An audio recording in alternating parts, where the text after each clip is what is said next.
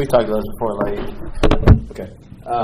A definition, like you put it in a class, and then you say how it's different from the other things that are in that class, right? So you take what it is, and then what its specific difference is. So genus and species. And so usually, if you can't define something that way, then you can't define it. Okay. So the problem of evil. All right. This kind of will piggyback a lot on what we talked about last week. Let's just talk about that general approach to it first. Yes. Who is this person on the ground in the picture? No, we still don't know who that is. So somebody needs to do the research on this, because I'm not going to do it. Did you assume it was Aristotle? No, I assumed one of the guys beside him was Aristotle.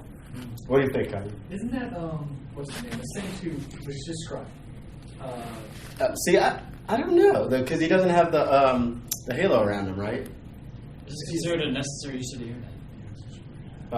Sure. If you want to research who that guy is, I think it's Averroes, which was a Muslim philosopher that lived around the time of Aquinas. But I don't know. Do you have a source for this picture? Google. So why is the quality so bad of this picture? Well, because I picked it at some point and didn't change it, because once you made fun of my slides, I didn't change it at all. This is the same one that when you made fun of my slides, I had as I at least would change the cover photo each time. But that day you made fun of my slides when I made fun of your blankie. I thought you said you were going to change the slides. Yeah, but then I was like, no way. Like, Casey's not going to make me change the slides. I'm sure that was very intentional. Yeah, I put my foot down, yeah. Now we're going to be wanting to do that just forever. Yeah, I'm not sure if it's like... artwork that has some random guy laying maybe it's all of us. Okay, we'll make it like more profound. Oh no, that guy's learning. No, he has a hat on. Who can tell? He has a beard though. All right. So the problem of evil, and we don't know who the guy is. So the best way to approach it, I think, is we have to first sort of make a few distinctions. Because when you talk about evil, right, you talk about the intellectual problem, which it becomes like a matter of logic or evidence, depending on how we approach it. But then there's also the emotional problem, right? Like the actual person that's, for lack of a better word, person who's suffering, right? So, like all of our answers ultimately have to sort of, in some way, connect back to God's answer to the question of the problem of evil, right? What's God's answer? It's Christ on the cross, right? So we can come up with all these answers, right? And think about it, like in a lot of ways, like all of the sort of modern philosophies and not so modern all center around the question of suffering and evil, right? Like what's the number one, which we'll talk about, what's the number one argument against the existence of God? God is all good and all powerful. Yeah, which we're going to talk about in just a minute, right? So that's the atheist argument, centers around the problem of evil. Keegan. I don't know how much you're intending to go into this quote, but is that exclusive to those who love him? Yes.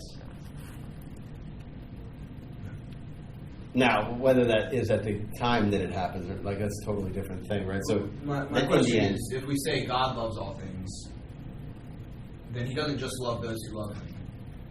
Yeah. So this is actually what we're going to talk about at the end, because we tested the waters last week about God's love, and we're gonna finish it this week. Yes, Con? So couldn't you say that argument is, or like the problem of evil is a specific argument against the Christian God, but someone like a deist wouldn't necessarily have a problem with the fact they're suffering because they just say, well, God showed up, he made it, and then he backed away. Yeah, but that ultimately though that's an explanation, right? Like he's not here now. Like so it's ultimately like Buddhism. What like Buddha goes out and he sees the suffering. So what does that becomes his problem to solve, right? He's like, oh, well, the reason why anybody suffers is because they desire stuff, and well, let's just cut off desire, and then we won't have any suffering, right? And then it goes so far as like evil's an illusion. But there's also things like we'll talk about like liberation theology. You guys know what liberation theology is? Yes. It's essentially like Catholicism with Marxism mixed in, which we'll talk about at the end because they are sort of argue that God's not all powerful. Yes. I was just going to say, like, the particular formation which you often hear of the whole all good and all powerful would be an argument against the Christian God, because the claim about the Christian God is that he is all good and all powerful. Yeah. All right. So, but ultimately, right, we always have to keep in mind God's answer. All right, and to still understand that the way that God that's evil and suffering, especially for the suffering person, is not like a puzzle that we can kind of just unpack and figure it all out, right? Like, a lot of it is just pick up your cross and follow me. All right. So, obviously, and we'll talk about this towards the end, about how we deal with people that are suffering. What we talk about today, like the intellectual problem, like this is for us to keep it straight, right? But when you meet a suffering person, you don't go, well, evil's really not a thing. Doesn't have any like. This wouldn't be the approach, right? The approach would be to bring them to Christ and to model Christ to them, all right? And so understanding how God uses suffering and ultimately why he creates a world with suffering, that's in the plans of providence, right? Like, if you could somehow get his blueprints, then maybe you would understand. So we always have to sort of, it's always going to get to the point where we just, and we'll probably do it several times today, where we just go, I don't know. And we can give good reasons, but ultimately we can say, I don't know. And we have to go point back to the cross. Okay? All right, so let's go to to evil as an intellectual problem. All right, so Epicurus was probably the first one to sort of articulate the issue with omnipotence, omnibenevolence, and God's existence. So they have to be pitted together. If there's evil in the world, and God is all powerful and all good, so it's even sort of pre-Christian, right? This Epicurus was a 3rd century BC Greek philosopher, and David Hume, who was an 18th century Scottish philosopher, who was probably best known for being sort of the modern form of skepticism, also came up with this argument in his book, The Dialogues Concerning Natural Religion. So we'll just use that, again, to avoid our, we don't want to set up a straw man, but we'll use that as our sort of guide to get us moving. Okay, so here's what he said. Epicurus' old questions are yet unanswered. Notice he says they're not answered yet. Okay, so is God willing to prevent evil but not able? Then he's impotent. Is he able but not willing? Then he's malevolent. Is he both able and willing? Whence then is evil? So we're going to start with his last question first. What is evil? Okay. So if we sort of, by the way, so when St. Thomas in the Summa, when he looks at the existence of God, he only has 2 objections to it, right? And normally, if you read the Summa, there's at least 3 or 4 or 5 objections that he sort of goes at. But for the existence of God, he only has 2, okay? And the first one is that God is superfluous, that we can explain everything without him. And then he goes through and tells why. The second one is the problem of evil, okay? And so, as usual, when with St. Thomas, he actually makes the arguments better than the people make them themselves. So we're going to kind of look at the way he formulates the argument, and then we'll use that as our sort of takeoff point, okay? All right, so he says, if one of 2 contraries is infinite, then the other is completely destroyed. The term God means infinite goodness.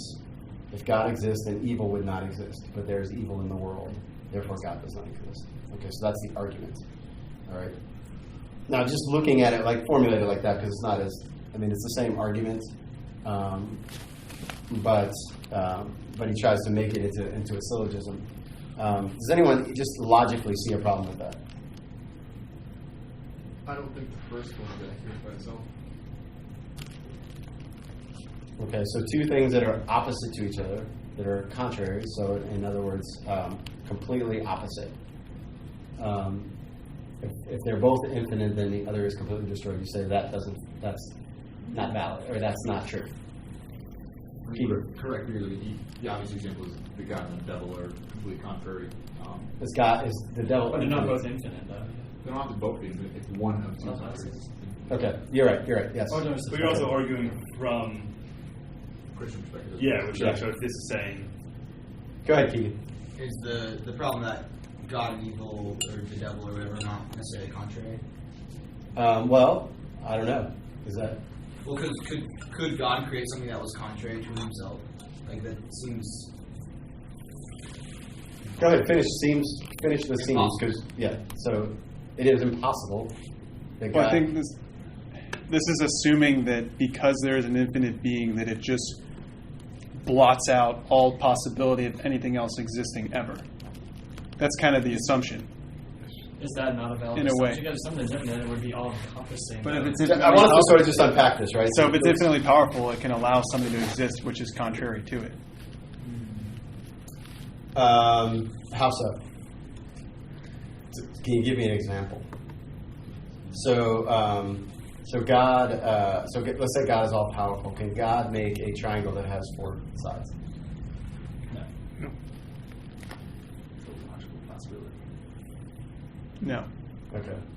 So omnipotence isn't. Does that mean he's not omnipotent, or does that mean that he can't create nonsense? Or does it mean, the reason why he's using being, right? Does it mean that a God who, something that is infinite being cannot create non-being? Because create non-being is nonsense. Right? To create is to give being. Can you give being such that there's non-being? Yes, Connor. Evil doesn't actually exist. Okay. So I'm going to let you hold on to that. In a qualified way, we'll say that, but we're going to really qualify it, right? Keaton. This isn't necessarily answering your question, but would non-being essentially be something contrary to God? Like, Well, non-being is nothing contrary to something. yeah, but like if we say like God is existence itself, then like, because like in this like syllogism or whatever, non-being would not be able to exist. It's like it's silly to say, but like if that's what we're saying is contrary to God, then this is logical instead of evil being contrary to God. But I don't. Okay. Yeah, I think Connor's on the right track. Yeah, I mean... Number 4 is the problem, because the argument is that evil exists, okay. but evil But yeah, is an it's absence not of the the good, force. so it's really nothing. I can... There is one that does not... there's one that does not follow, but you guys have not hit it yet. I mean, if God exists, then evil would not exist.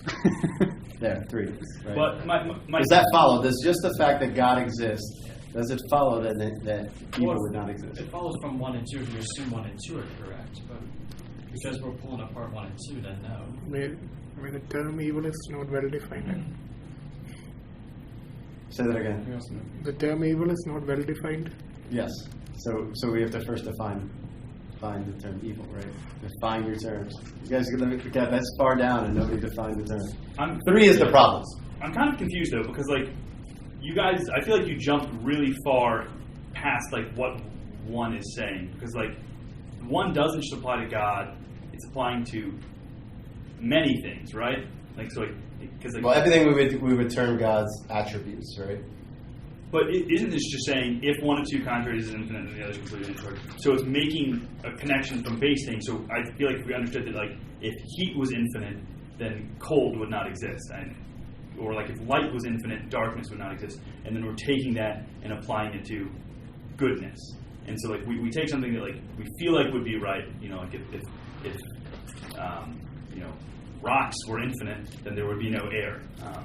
And applying it to something like God and goodness, which I don't know if that connects as well, because to start talking about like God directly from that, like I wasn't even convinced of that to begin with. Yeah. So the issue is every one of your contraries, right, is a created thing. Okay. So you can only say it's true analogously. So it's what- not what purely. you're saying. So It's not fully light is not in like light can't be an infinite. Light is a material thing, cannot be infinite. Right? Okay.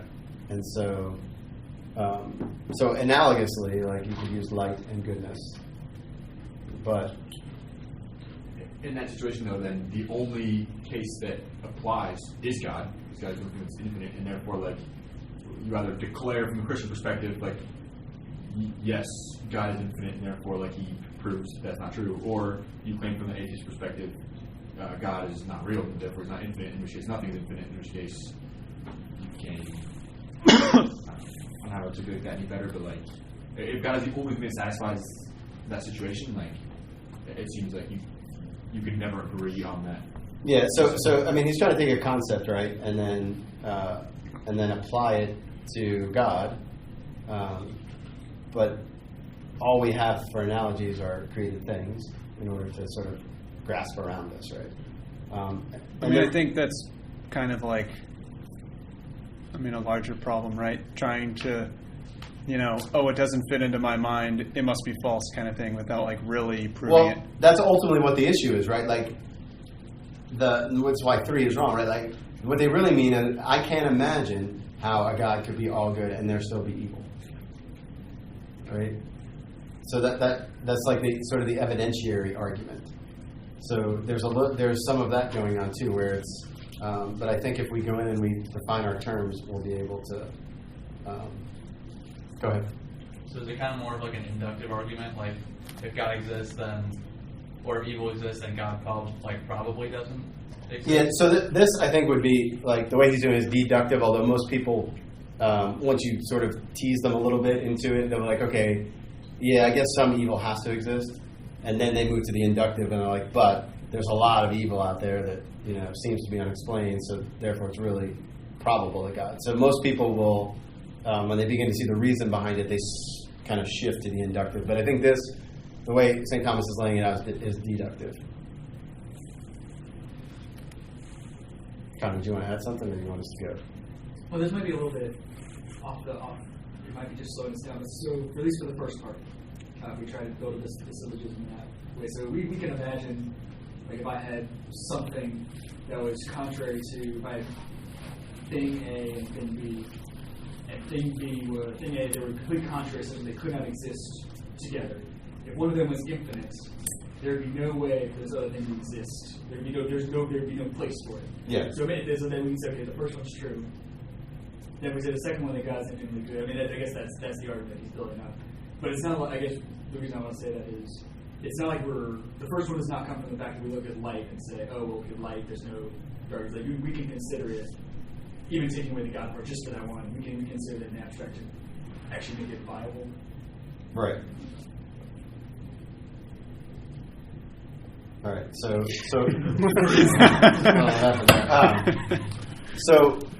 C.S. Lewis in The Problem of Pain, he just basically says these 4 things. He says, okay, one of these has to be false. They can't all be true. All right, that's the argument. So God exists, which we've already spent time on. God is all good. God is omnipotent and evil. So we're going to focus on the last 3, and because that's what St. Thomas does, right? So St. Thomas, when he builds the Summa, right, he's already proven that God exists.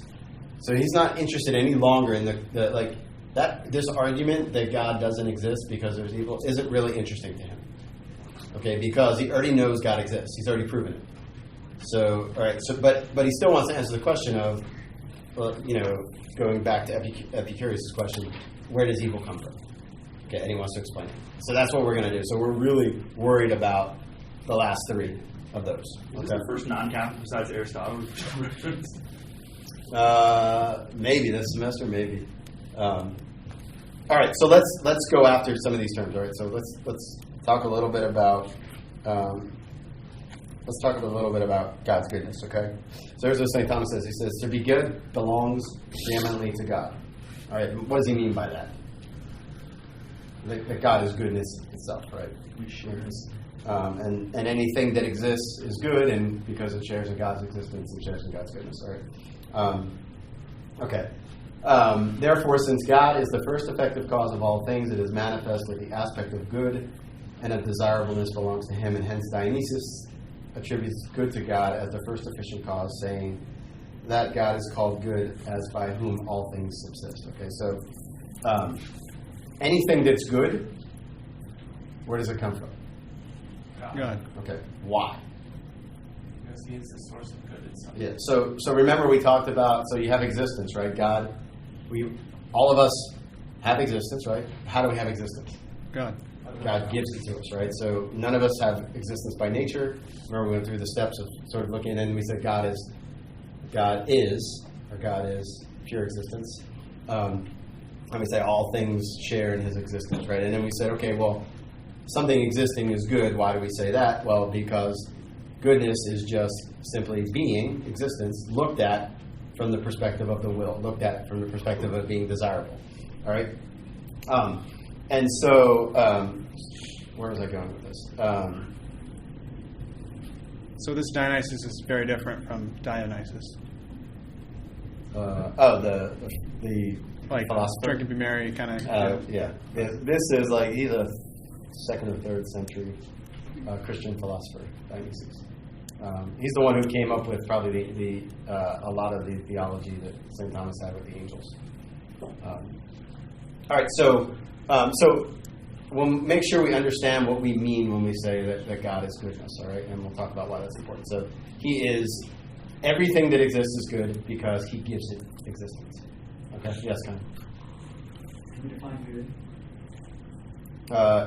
So good is being looked at from the perspective of as desirable.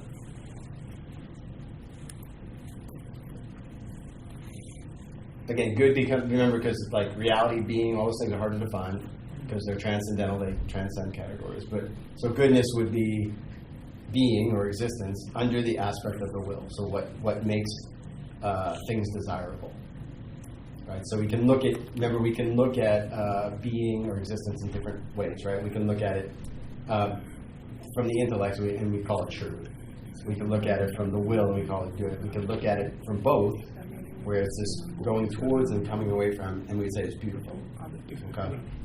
Yes, Keegan. How do you avoid the subjective aspect of that? 'Cause it sounds like you would have to either define like whose will is it deemed, like you say something something that exists seen desirable by the will, like sounds subjective. Right. Yeah. So that's the. Remember we talked about the different, like the ladder of being. We said some things have more perfections objectively, and we would say from the subjective standpoint that the person has to develop, just like beauty, right, and truth. They have to develop the capacity to see it, right? So they have to get in touch with being as it is and develop the capacity to recognize it.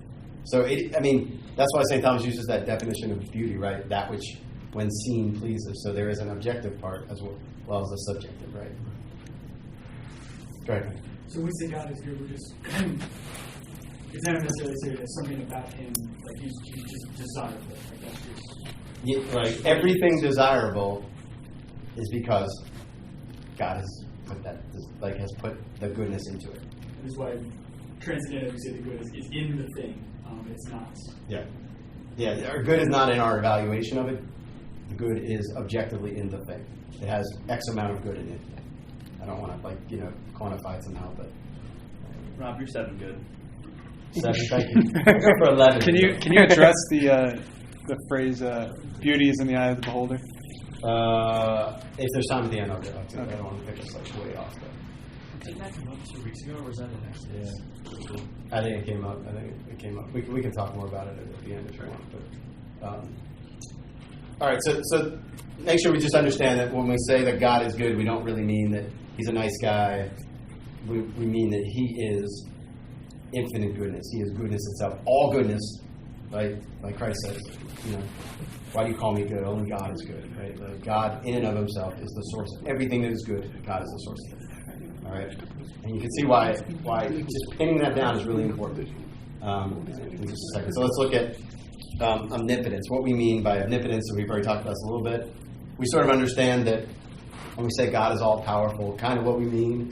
And we'll say that God can do anything. But it has to be a thing. Right? When we say God can do anything, so God can't make a square circle. Because that's not a thing. Okay? So things that are non-being, things that can't be, are impossible, intrinsically impossible, God can't do because it's nonsense. Okay? Right? Yes? Is it can't or won't? Can't. So think about that for a sec. Could, the famous one is, can God create a stone too big for him to lift, right? And that's just nonsense, right? So just because we say God can, and we don't Just because you say God can doesn't mean you can put anything after it, right? The thing has to have being, or possibly have being, right? Because remember, so when we talked about in God's mind, right? God knows one thing, himself, right? And then he knows all possible ways in which that goodness can manifest itself in creatures, right? And he chooses one particular path of all those things. And so goodness and existence can only be manifest in something that could actually exist. So a square circle can't exist. Yes? This might get us on a really big tangent, but who decides, or what decides, what is able to be? What decides? So in the sense, like you say, okay, you can't make a three-sided square or something like that. Three-sided square. Well, the law that of non-contradiction, or the law of contradiction decides it, right? Because a triangle can't both have three sides and have four sides, right? So that can't. It's just the law of contradiction. So remember, the first principles, those reside in God's mind, right? Like, because that is real. That is the way reality is. What were we going to say, Tyler? Because is that reality that God has defined, or is that just the reality? That's just the way it is. Like it's just like God. Like just as for all eternity, God is a Trinity. For all eternity, the principle of non-contradiction holds. That's not something that He's drilled into creation. That is the way it is. So is reality in that sense? Is that part of God? Is that above God, or? God is reality. That is like God, and without getting into like a pantheistic way of looking at it. But God is reality, right? And then He creates in accord with how He really is. Yeah, I heard someone commenting on this, and he was saying like, yeah, God is bound by the law of non-contradiction. It's not arbitrary. It's a part of His nature. Okay. Yeah. So remember, everything you say about God, like we'll say God is reasonable, but what we really mean is God is reason, right? And so He can't contradict because that's not reason, right? And that's who He is. Okay, what were you going to say, Tom? I was just going to say that fits the principle that you already said. Okay, yeah. Yes, Con. Is there a certain amount of, so if we say God is reason, and that means for all existence, even if, I guess God probably thought of a triangle before we did, but even if for all existence, a triangle simply was a triangle, there was no other way you could have a triangle other than the way it is. Does that mean, is there a certain amount of, or is there a certain amount of almost lack of freedom in God, such that His nature is in such a way that a triangle has always been a triangle, and you couldn't make it a triangle, you couldn't make a triangle a different way? Part of who He is. No. So that's important. So God is not by nature a creator, right? He creates, but that's not one of His attributes. That God is not creator. And the reason why that's important, which we're going to get to in a few minutes, we can talk about it now. But the reason why that's important is because He creates under no compulsion. It's just an act of the will. So the fact that there are triangles was a decision, a so-called decision of His, because it manifests some part of His goodness in some way. This might be So even the triangle reveals God. But then there could be a world in which we just for some reason could not think of what a triangle is. Yes. Yeah, a triangle is it's not an eternal thing. It is something that God has. It's in that route of permutation of manifesting His goodness. It's like a cheetah goodness. Yeah. Yes. Really quick, when you said God was not creator, I initially took that as He's not creating in the sense that He's not creating anything new, and because nothing's new in the sense that it's already in His mind. Or did you mean that a completely different way? No, I mean it in the sense so God is by nature is love, right? God is existence by nature. God is not creator by nature, right? So just like how are we defining creator? Yeah, He's a creator by choice. That's okay. Yes, He's still a creator. He just is not creating. He's not so. We said He was bound to the principle of contradiction because He is reason. Mm-hmm. Nothing in creation binds Him. It's a total act of His will. Okay. It's not essential to His nature to create. No. So He could have just as easily have not created, right? But it's I mean, not I think- contradictory for him to do it. And it doesn't do anything like it doesn't make him any less good or anything like that. It seems like reality would look a lot different if he was creation, because then, you know, it wouldn't be like, okay, the world has ended, now it's time. Like, he would just keep creating. Yeah, you know what I mean? It would be weird. Like, there would be a compulsion of sorts, Yeah. right? Like where he'd have to do it. He'd have to create. And then the world would have to be a certain way. But when he wills it, like he's saying, like he does in Genesis, like this is good, right? Like he's trying to manifest his goodness and make creatures, free will creatures, like that could share and comprehend or apprehend his goodness, right? That's his whole plan. Yes, Connor. So it makes sense. The reason it makes sense to me to say, okay, I can imagine a world in which I don't exist. I can imagine a world in which beavers don't exist. How do you imagine a world in which an abstract geometric shape doesn't exist? Because isn't it just, it's just the same as like, it seems like we should be able to, reason would be able to discover just by saying, okay, we have those 2 points that makes a line, we have 4 points that makes a square, now if I put 3 points on there, I'm going to be able to draw 3 lines between them. Yeah, I mean, so I don't. You go ahead, Tyler. That's based on our experience of how space works. I mean, he could have made space to work like in a different way. Yeah. So like, we could be living in like 2,300 dimensions, and like, who knows what a triangle would be there. Like, you know? Yeah. I think you can also maybe, this is a little bit different, but like, you know, when you were 15 years old, you didn't know as much as you know now. You know, like maybe there's probably some people in the world today, literally, they don't have a concept of a triangle, you know, or don't have a term for it or whatever, you know, like. Well, it'd be the concept, right? It doesn't even need to be the term, right? Like, I mean, because it could be called anything. Yeah. What were you saying? He could have created it entirely immaterially. At which point, since a triangle, like I mean, right, the triangle is based on material ideas, and so if he created it entirely materially, there would be no concept of triangle. I think Tyler's, if we say like, imagine God created a one-dimensional world, then we have no idea how many triangles. Yeah. So there could be the hypercube, whatever it is, that's 4 dimensions, but we don't have no idea what that is. But even then, we can mathematically. I'm really scared with this conversation. The introduction to drawing like a cube in 5 dimensions. That's what I'm saying. I really don't understand. So I had a stat professor that we'd be working on these like surfaces, and he literally told us, no joke. He was straight up. He's like, it has to be a 7-dimensional surface. He's like, I know you all can't picture that, but I can.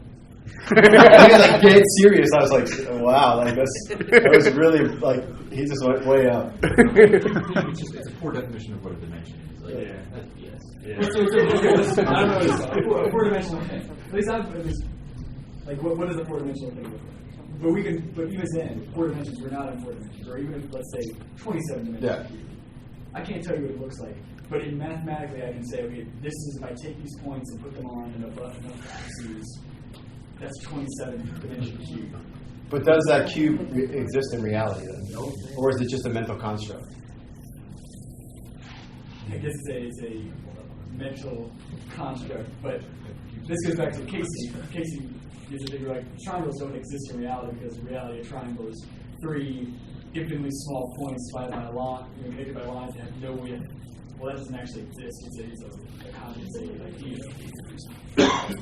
Or like, I mean, do numbers like exist on their own? Like, I mean, would there be 1, 2, 3? I don't know. Yeah, well, a new number is just whatever the old number was plus 1, right? So, all right, so before we get like totally like like really abstract math, The extra session. like I'm not even interested in like geeking out on that, and it just goes a long way. All right, so did God make the best possible world? Kind of not really allowed to answer this question. Yes. Define best possible world. All right, so is the world that exists the best possible world? It has to be. I'm gonna say yes. Why does it have to be? Because God is all good. I'm gonna say it's in God's nature to aim for the greatest good. He's not gonna miss. A saint said that the greatest gift is the Eucharist. If God could have given us something better, He would have. All right, so maybe the best possible world has the Eucharist in it. So could there be a world in which free will agents can't sin? Would that be a better world? No. I would argue Because that they also this couldn't world love. is most fitting because that's what God chose to its end. Okay, so fitting, you're cheating when you now you go in That's terms like, of I said, I mean, that's the right answer. But what I want us to think about is the fact that so if God could create a free will, a creature with free will that loves but doesn't sin. Okay, there's no like I mean, in his Mary- omnipotence, he could have. Mary Well, was that. how about the people in heaven, right? So it's certainly possible, right? So remember, this is where we get in the this is why we're doing this, right? Omnipotence. God can do anything that doesn't involve a contradiction. Is it a contradiction to say that a creature could have free will and not sin? No. There's no inherent contradiction in that, right? Because we've seen it. But it would be a contradiction to say they have free will and it's impossible. Like they don't have the power to sin. They don't have the power to sin in heaven. You have to. Or maybe not. No, I mean, you can think about a world like, for example, right, where, so remember, free will is ordered to good, right? The good, right? And you could think of a world where the good was so obvious that you choose it every time. Like, so in other words, you don't sin because you're like, I really want to just do my own thing. It's because you see a good, you're wrong about it, and you choose it, right? Because you can't help it. Like, your will is fixed on the good. So, so you can imagine a world where God would maybe make himself really manifest, where it's really obvious, right? And people would automatically always pick the good thing, right? So are you arguing that that is better? No, I'm just saying that I mean, it relates to the question of evil, right? So if that is better, but God didn't choose that world, okay? This is touching on the God is all good part of it. Yeah. That's where we're sort of going. We're sort of going step by step. Go ahead. But wasn't God like hyper present with Adam and Eve, yet they still chose sin? Yeah, what that means about like walking in the garden with them, I don't know that his presence to them was any different than somebody in a like a mystic in a state of grace who can hear God well. Like, I don't think it was necessarily that that they had this overwhelmingly palpable presence of God. I think. Okay. All right. So because ultimately this argument sort of hinges on the fact of that when someone brings this up, they're saying that that there's something defective about this world. Okay. Without really understanding the world itself, right, and why it is the way it is. Okay. Yes. Can you explain that sentence? For if any one thing was better, the proportion of order would be destroyed. Yeah. So that's the fitting argument that Keegan was more or less making. So he's saying that all of the good things are in perfect harmony with each other, and we'll talk about why that is in just a second when I get to the next slide. But he's essentially saying too that, like, so if you change one thing, right, like it's like the butterfly effect, right? Like, so suppose I eliminate moral evils. The world is no longer what it is. It's a different world, right? So he's saying, like, you have to be careful when you start thinking about making this world better versus making a better world. And what he's saying is that we can't necessarily know which is the better world, but we can say this world is the best that it can be. Right? That's kind of provocative a little bit, right? So why would he say that? Go ahead, Con. So I guess, how specific is this? Because I can see a level of specificity where it's like, okay, this is exactly where everything happens this way. This is the best you can be. Like, it's kind of obvious. Like, if everything happens the exact same way, well, of course it's the best it could be. Because it all happens the exact same way. So you're saying this in terms of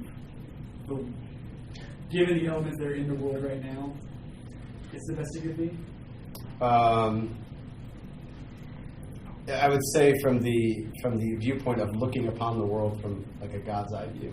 Because like all at once. Because you could look at it like 1000 BC and say, well, if God could have made a world where He was incarnate and died on a cross for our sins, but He didn't. So it's, remember, like creation is just like it's an act, right? One act, and then like step by step by step. And then what is? I guess I think you're going to do this, but can you define best? No, that's the problem, right? Like that ultimate, like it's all like because that's ultimately what they're saying. Like, okay, with evil, the presence of evil in the world makes it not the best, but they can't tell you what the best. Like, we can't tell you what the best is, right? And there's a reason for that. Is because we're not God, right? This is the part where again bumping up to like whether when you go ultimately to the plan of providence, that's when you have to stop, right? God's plan for creation, did he do it the best way possible? Like, and that's where you have to sort of begin to ask the question, right? So what would you say to someone who said, even though a world without evil would be a different world, it would be a better world because evil is bad? Yeah, I think we're going to talk about why that. Like, I'm going to answer that question. Like, we're going to sort of at least a little talk about why it fits into the world the way it is. But of looking at the past and like specifically our lives, we can see glimpses into the mind of God, can't we? Sure. In terms of like how it really was the best, because then we realize, Yeah, and I think we can do that on a macro level too, and kind of even from a philosophical standpoint. So, also with our kind of assumptions going in, we can say, okay, well, we know Christians one act. At the end of the day, final judgment, God's going to show all this stuff, and we're like, wow, this really was the best. And this might have to go into how Thomas already proved that God exists. He's not really interested in that argument. But when we talk to, if we want to talk to an atheist trying to argue this, they're not going to say, they're not going to like the idea that we're going to say, well, at the end of the day, we'll know it was the best. They're going to say, well, I look around the world now. Yeah, no, I think we can do better than the end of the day. Like, I really like ultimately like. This is where we begin to slide like a probabilistic part of the argument, right? Like we can't say definitively, but we can show that their premises are wrong, and that it certainly is possible that an all good, all powerful, all knowing God could create a world with evil, and here's how it makes sense. And according to the Catholic conception, this is how it actually is. So the whole goal is to show them that their line of reasoning is wrong, right? That you can actually make a world like that. Like you can still say God is all good, all powerful, and there still be evil, and here's how. Okay, so that's the end goal, right? Not to say like, you just gotta wait till the end. You gotta have faith. Like I think we can do better than that. All right, so then the first step now in that process to start moving towards is to say, well, what's God's plan? Why did He create it? All right, so why did God create it? Love. Okay, give me more than just love. Existence is good. All right, so to manifest His goodness, how does He do that? Creation. Okay, creating a couple things, many things. Every day of creation, He said He saw that it was good. Yeah, so multiple things. Like, Keegan, you can't cheat.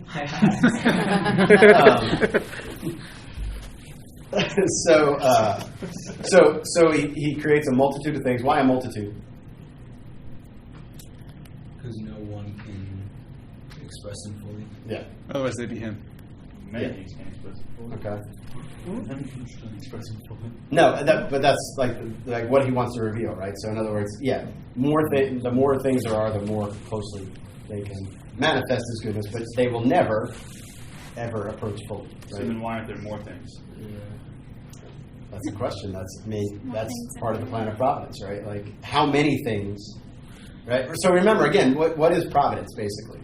Providence is that sort of that the plan of the mind of God, in that He has all these different ways, this matrix of ways to manifest His goodness, right? Of all these different creatures, and He picks the one that, like, if you guys want to get into math again, like maximizes the manifestation of His goodness. And that's His plan. All right? And that's the plan. That's the way it'll go. Is there an infinite set of possibilities? Or is it finite? It would be infinite because God is infinite, right? Like His infinite goodness, there's an infinite number of ways you could manifest it. So then, okay, so like, kind of starting here, like, Mary is infinitely inferior to God, but immensely superior to every other creature. Does Mary or any of the other creatures ever? They don't ever, like, they share in the infinite of God, but they don't ever have any of that on their own, right? Yeah. Like you see what I'm saying? Like, kind of how do you? Yeah, How so, does that so fit in? begin to think about like I guess my question is like in math, you can have infinite and then like more infinite. Like this, they're both infinite, but this one's like better infinite I kind think of we thing. talked about this where like don't get caught up on the math definition. Okay, of infinite, okay. right? Like math definition infinite is just something it approaches, right? With God, it really is infinite. Yes, Connor. So what you said when you talking about this, sorry, I'm talking about math, but this matrix possibilities. Oh boy. Earlier you said that we can't say that this is the best possible world, we just know it's the best possible of this world. Doesn't if we say that God had this matrix possibilities and you picked one, doesn't that kind of seem to remove that assumption that you looked at all the possible worlds and picked this one? Yeah, so that's from the mind of God, and we can know that. Like, but that would be a faith thing rather than like I can't prove that. I can show why providence is reasonable, and even to show like an omniscient God has to have who creates has to have providence. But to go like nitty gritty and say that he has to pick this world the way it is, I don't know that we can prove that. So I guess we know he picked a way, and we know that's. And we say it's fitting that he picks the way that most manifests his goodness, or he had to pick the one that most. No, because remember, it's all like his. Had, I guess, in the sense that he would pick the one that is. Yeah. So the necessity is in the fact that once he decided to create, like so it's like somebody hates when I use this term, but contingently necessary. I love when you use that. Yeah. Somebody else doesn't like it. Okay. So. All right, so he creates in a way to most. Yes. Okay. So basically, what you said is God created the world so that His, in a way that would maximize how His goodness is manifested. So, but why did He have to do something to manifest His goodness? Like, what was the motive? Yes, see, because there's a second half of this equation that everyone's forgetting, right? So and to have creatures who can share and appreciate it, right? So that's why, like, humans and every other, animate or even inanimate material object, are on totally different levels, right? So all of those things are for us to know God's goodness, right? So just to manifest His goodness, like, He doesn't, like, it's not like it's an ego trip and He's like, I'll just see what I can do here. But no, because He wants the people to know, the ones He invites to share in His eternal life, He wants them to see the goodness. Yes, is it possible to like give an analogy for that? Like, I mean, in the sense that, so basically what you're saying is, if God is good, and then God is good, that's like one statement. The next statement is He is good, and He wants someone else to share in that goodness, and that is necessarily better than He being good by Himself and not doing anything about it. No. He loves His goodness so much, and think about it. So the good just naturally diffuses itself, right? Like when you get good news, what do? You want to tell someone, right? Like it's just the nature of goodness itself to diffuse itself. So you have to like make sure, like what you're saying makes sense, and as long as you don't make it seem like it was necessary that He did that. Like He just did that because He wanted to. Because He wanted to share, He wanted creatures He could share His goodness with, right? So, I mean, think analogously, like a married couple when they have a child, right? What motivates them to have a child? Like, you already know the answer to this, right? Like, there's love here. I want to share that with something, with someone, in an appropriate, fitting way. It's a child, right? This child is there, right? So it's like the love taking flesh, right? So God's goodness takes flesh because it's good. So is it like a natural end towards which goodness would ultimately converge? Yes, but once it's been created, right? So even in the world, right, goodness just tends to spread, right? Like, think about it. Like, it just, when there's good somewhere, it just kind of has this habit of spreading out, right? But does goodness necessarily mean that, does the fact that God is good necessarily mean that He would have to create? No, He does that completely, like, free will. Just, I want to do this. So it's possible that God can be good and not create. Yeah. So it doesn't add anything to Him, right? So remember, we're back to, like, God is, like, perfectly happy as God. He doesn't need anything else, right? And this is like the sheer, we can't even imagine this, right? And we'll talk about it in the end when we talk about God's suffering. We can't imagine, this is where we begin to limp, we can't imagine just doing something out of sheer gratuitousness, like with no self-interest whatsoever. We just do it because that's what good does. Like, and you do get a glimpse of it when you have a child, right? You're like, there's no reason, like, in the grand scheme of things, like, why would we do this? Like, they're a pain. They mess up my stuff. They spend my money in college. Like, all of those things, right? Where you just, like, accept it. You're like, no, like, our love has to take flesh and be walking around. Because that's what it does. That's what love does. It can't just be bottled up, right? And, we can't invite someone else into our marriage, but we can like, have a third. Yes? In that this is what he did, he wouldn't have done anything else because he didn't. But it's not like he decided to No. So even now I'm limping with understanding that it's an act of the will that God made, that he didn't just like one morning wake up and decide, right? I don't want to go too deeply. Like, I don't want to get it. It's like we could go off into God's will like forever, right? And still never grasp it. And I don't want to do that necessarily. God is completely free. So does that mean that he doesn't have to do anything? In the sense that he doesn't have to do anything outside of himself. So the Father has to eternally generate the Son, because that's the nature of God. But like, add extra outside of them, they don't have to do anything. Go ahead, Keith. This might be like more distracting, but it might also help. Looking at like angels, how did God manifest His goodness to them?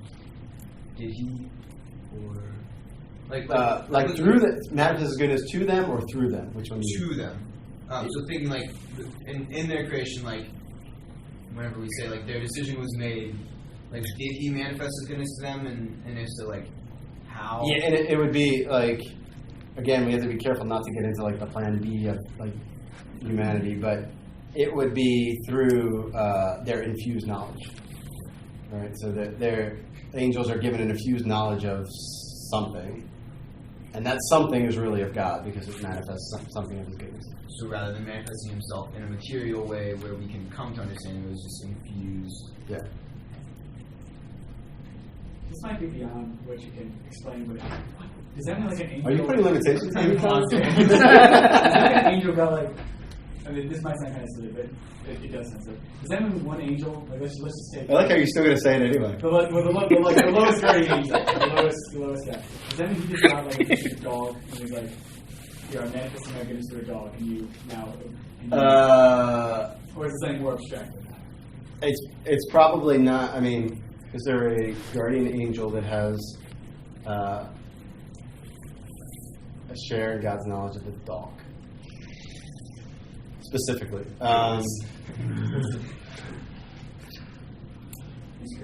Yeah, I don't know. I mean, I guess taking that perhaps a little less silly. When you say infused knowledge, was it? I mean, it couldn't have been. It wasn't the beatific vision because then they couldn't have fallen. So was knowledge of something external, or at least not? Yeah. So comprehensive knowledge. Like, remember how we can only apprehend, we can't comprehend of something. Yeah. So that, like, if it really was a dog, say, like that angel knows, like, has a share in God's knowledge of dogness, so that he can see through it and see not only God's goodness in it, but see every particular dog that's ever been created through that. If that makes sense. So it's not like he would have a human understanding of a dog infused without ever having a dog, but he would understand the concept and how. Yeah, he would understand how it fit into God's plan, everything, like the whole picture of dog, right? And that's why the angels, like, that's why they have like certain, like, that's the way they are, right? So that particular angel might be lower than the one who has the same. I'm getting probably stupider now, but has the same kind of knowledge of an ape, because an ape is more intelligible, and so forth and so on. So his knowledge is actually higher, because his knowledge would in some way include the knowledge of the dog. But then that angel looked at the dog and said, and from that knowledge, he made the decision: I'm either going to serve God or I'm going to not serve God. Well, yeah. So remember, like what he's seeing is not the dog, but the goodness of God through the dog, right? And so that's what he's making a decision about, right? And what the actual it's probably more than that too, but that's his we all have experiences of God's goodness, right? Like that's his experience of God's goodness. All right. So do the angels have complete knowledge of all creation except for the free will stuff, or is there more that they don't know? Does every angel know every other angel perfectly, kind of thing? No. So the lower angels wouldn't know the higher angels. They don't know they exist, or they don't know. No, they don't know them that well, or comprehensively. They're acquaintances. Yeah. They're kind of like, I know that they're there, and I know some things about them. Well, so there's an example of this in the book of Daniel where this guardian angel, I think it's Daniel, he's calling the guardian angel, and the guardian angel comes 5 days later, and he's like, "What in the world took you so long?" He's like, "Oh, well, Michael was holding me back because Michael's a higher angel, so he has to wait for Michael to give him the go ahead for whatever reason." Because Michael has more knowledge of what God is doing versus what that angel did. And we can certainly talk about that if we do end up doing angels. I don't want to get too stuck in angels. Yeah, but wait, did you say that came from the book of Daniel? I think it's in the book of Daniel. I could be wrong about that. It's one of the prophets where he's talking about where he's talking to this angel, and the angel said, "Michael held me back." So, at the final judgment, do we gain a knowledge of the entire path that God picked at that point, or still no? Maybe. I mean, I don't see why not, right? I don't see because we'll be able to judge ourselves, right? So of course we have to know where how we. And so, philosophically speaking, why does there have to be one path instead of do one and then do the other, or do them all at once, or do everything? You see what I'm saying? Because you're receiving being along that path, you're receiving more being of yourself. God has one image of you in His mind as to what you are supposed to be, so it's one path to that. Even though it feels like multiple paths, because it's coming in time. All right, so evil. All right, so everything we've said now, let's sort of go where St. Thomas goes, right? So he's not that interested in proving the existence of God through this, but he is sort of interested in exonerating God. Okay? So let's talk a little bit about what evil is, and we've already talked about this a little bit. Evil means the displacement of a good. So evil is, what did we say good was? Good was being. So a lack of goodness is a lack of being, right? So can God create evil? Why not? You can't create the uncreated. Yeah, it's not. Evil is not a thing. It can't be created. Okay, evil exists. This is why we have to qualify it, right? Because we all experience it, right? But it has no being. But isn't it more What's the difference? It's not just non-being, but it's non-being where there should be being. What do you mean? Like a Four-sided triangle is not evil. No, because it's not proper to a triangle. Yeah, so it's it is non-being, but it's not evil. Right. Yes, this is what he's talking about when he says you have to take a privation versus a negation. So for a duck not to talk, that's a negation, but not an evil. But for me not to talk, you're saying is I should be talking a lot. Yeah. So the example that St. Thomas always uses is blindness, right? Where he says, blindness. Does blindness exist? Yes. Does it have any being? Is it something? No, it's a lack of something, right? It's a lack of sight. Okay. Why does it matter that we split hairs like that? Because evil's not an opposite of good; it's a lack of good. Yes, and so what we're trying to show is that God doesn't create evil. Okay? That's what he's ultimately trying to show. Because it can't be created. Yeah, it's not something created; it's a lack of something. It's like dark is not the opposite of light. Dark is the lack of light. Yes. Or you can't. How do you create darkness? Extinguish the candle. You don't, right? There's no more light; it's gone, right? So it's there's a hole in a sock. Does that exist? Yeah. Yes, but is it? What is it? It's a lack of sock. A lack of sockets, right? Okay. All right. So we're kind of clear, right? All right. So make sure that we understand that. Make sure we don't say evil doesn't exist because it does exist, but it has no being. Okay. So when God if God is all good, and He can't pour His goodness into one thing, then it certainly is possible for Him to make something which doesn't have the fullness of its being, right? Without being not all good and not all powerful. No, we're just talking about possibilities here. Go ahead, Keith. Can we define evil again? I don't know if you have yet. Yeah. So evil is just a lack of a good that should be there. Is it a complete lack of a good? No, it can be a lack of the good of I could have astigmatism in my eye, right? I can still see. Okay. So St. Thomas would say that the astigmatism is evil. We normally use it in moral terms, but he's just saying any evil is just a lack of a good that should be there. So I should have 20/20 vision. So is that should be there an important part of it? Yeah. That qualifying point is that's the hinge on it, right? I think that's what I was saying. Yeah. So like a rock, the fact that a rock can't see is not evil.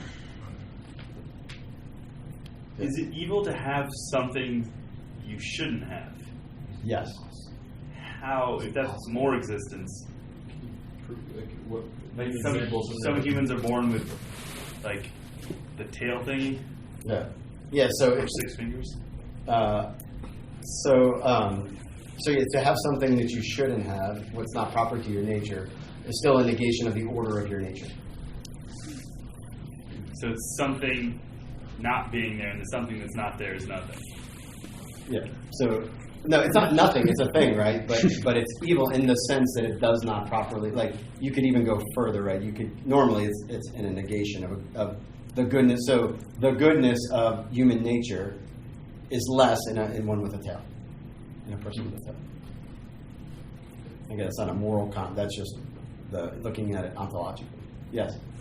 So then, in terms of measuring how good or evil a person is, are we measuring that relative to the person's capacity or relative to God? So if I said, because obviously we are not perfectly good compared to God, so does that make us all evil, or are we measuring or making a statement of our own good based on how good we so we have to be as Andrew? Yeah, we have to be careful not to equivocate when we're using good and evil to always go to more a moral judgment, right? So St. Thomas, because for God, right, does God have virtues?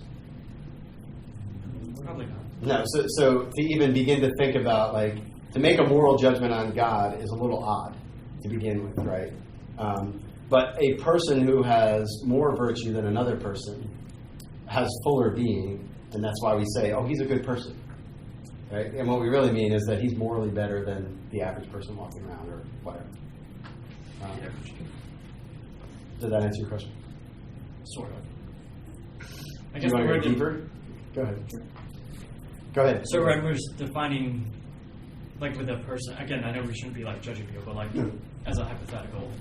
So are you judging this person is good and this person is evil in relation to each other, or are we doing it in relation? You would judge them in relation to Christ. Okay. Who's the perfect human. Mm-hmm. Right? So the more Christ, I can safely say the more Christ-like someone is, the better they are. Okay. Yes. But the only reason we're saying it should be like Christ is because Christ was the perfect man. Yes. Yeah. So really, you could say that you're judging them in accordance with human nature. Yeah, you wouldn't judge against St. Michael. You wouldn't judge someone against St. Michael. Do you have a flaming sword? All right. So yes, Ronan. Can you repeat what you said before we had the questions about God is good and all powerful, but can still create something that is lacking something? Yeah. So God can create. So in other words, He can create.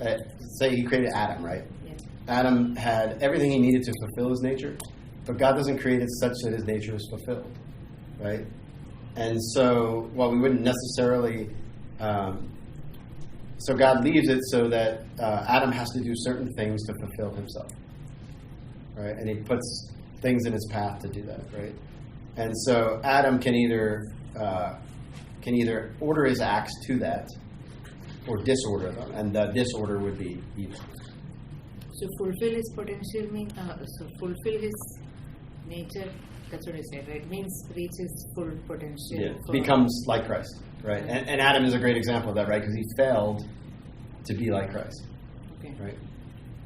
So that's the lack of completeness that Yes. we see in creation. No, so initially, no. That's the lack of completeness that we see as a result of the fall, right? So Adam had everything he needed, and in that respect, there was no moral evil there to stop him from doing it. He's the one who introduces disorder into that. So what did he lack? He had everything he needed, but Yeah, well, he had everything to fulfill his nature. He had to finish the job.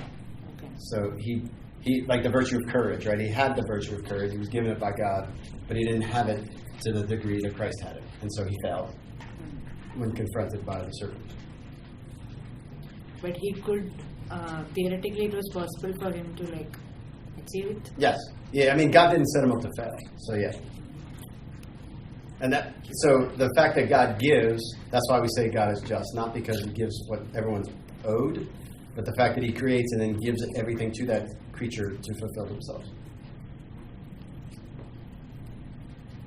I think this seems like, I don't know, maybe like a important point, because it's like, I don't know. I mean, for ourselves, knowing that, we're not done yet, it's kind of hard. Knowing that we have problems is hard, and even some of the more true but controversial teachings of the church, if you have homosexuality, that's a disorder, someone would have a hard time with that, because, it's like we almost want to think that the world's going to tell us, oh, you're fine just the way you are, and that's it. But God's like, no, no. I want you to be way better. You're not done yet. And that's the evil of the spirit of the world, right? So the person with homosexual inclinations, what they really need to hear about is that the power of the cross can heal that, right? And the world will rob the cross of its power and say, oh, no, you're fine how you are, right? I'm okay, you're okay is an offense against the cross, right? The cross can do all of that. This is a hard teaching. Who can believe it? Yeah. But if you listen to the world, then of course you're going to think everything is, I'm really okay. All right, so St. Thomas, as we talked about, is more sort of interested in exonerating God from responsibility for evil. Okay, but we've got to now sort of drill down and talk a little bit about what we mean by evil specifically. Yes, Todd? Can we first talk about what we mean by exonerating? Yeah. So God is. I probably should put this, and it sort of is in this slide. So God is the cause of everything, right? Everything that has being, God is the cause of. All right. So the question is God the cause of evil? Okay. So we're going to break evil into sort of categories, and we're going to look at why he's not the cause in either case. All right. So we said evil has non-being, and so he can't be. But now we're going to show why that's true. Okay. Does that make sense? Mm-hmm. So we haven't really exonerated him yet. We're getting there. Okay. Go ahead, Tom. What is the word exonerate? Yeah. Okay. So it was just kind of squeezed in there. So exonerate is just simply saying he's innocent. Okay. That was awesome. He's like, wait, he's trying to. I hope he says it what it means. Okay. All right. So we're gonna break evil down into two categories: evil suffered and evil done, or physical evils versus moral evils. All right. So this book, by the way, the reason why I put one of the quotes in there, this Dominican priest from England, his name is Brian Davis, even though it's spelled Davies, but he's British. So, anyway, he has a book called The Reality of God and the Problem of Evil, in which he basically drills down on what St. Thomas teaches, which if you really want to dive into it, is an excellent resource.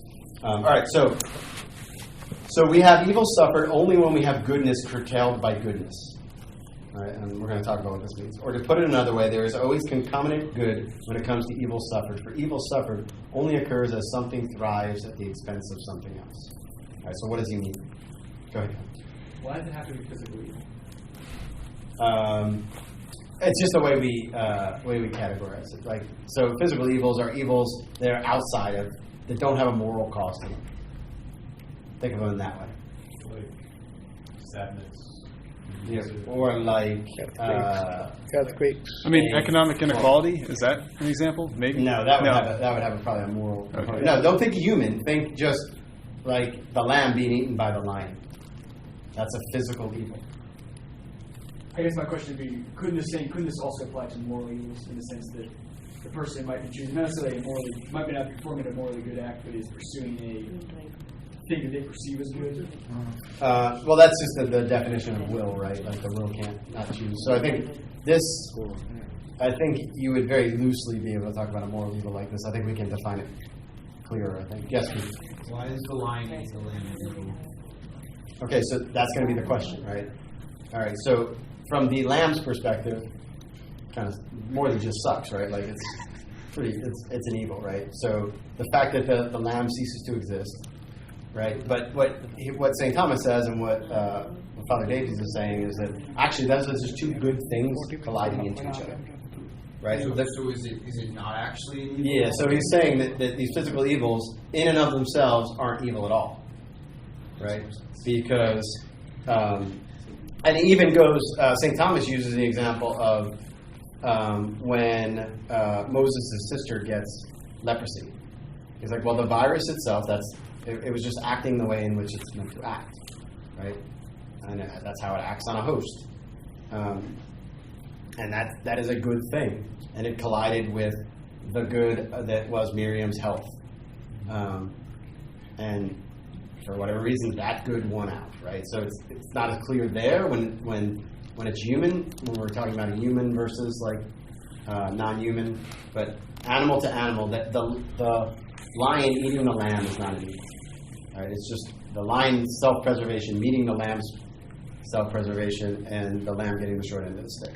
But isn't the reason that the animals are killing each other and the spider's eating its children and all that because of the fall? No. It's the nature of the world, right? Like what I just said would be true. That's this quote. That's why I went up. So death enters human history with the fall, right? So death entering human history with the fall. There was still death before, because otherwise we have to then go, well, what's all this in the fossil record? This looks dead to me, right? So so the fact that animals die and that like lambs are naturally predated by lions is just the nature of the world. Because guess what? The nature of a material world means what?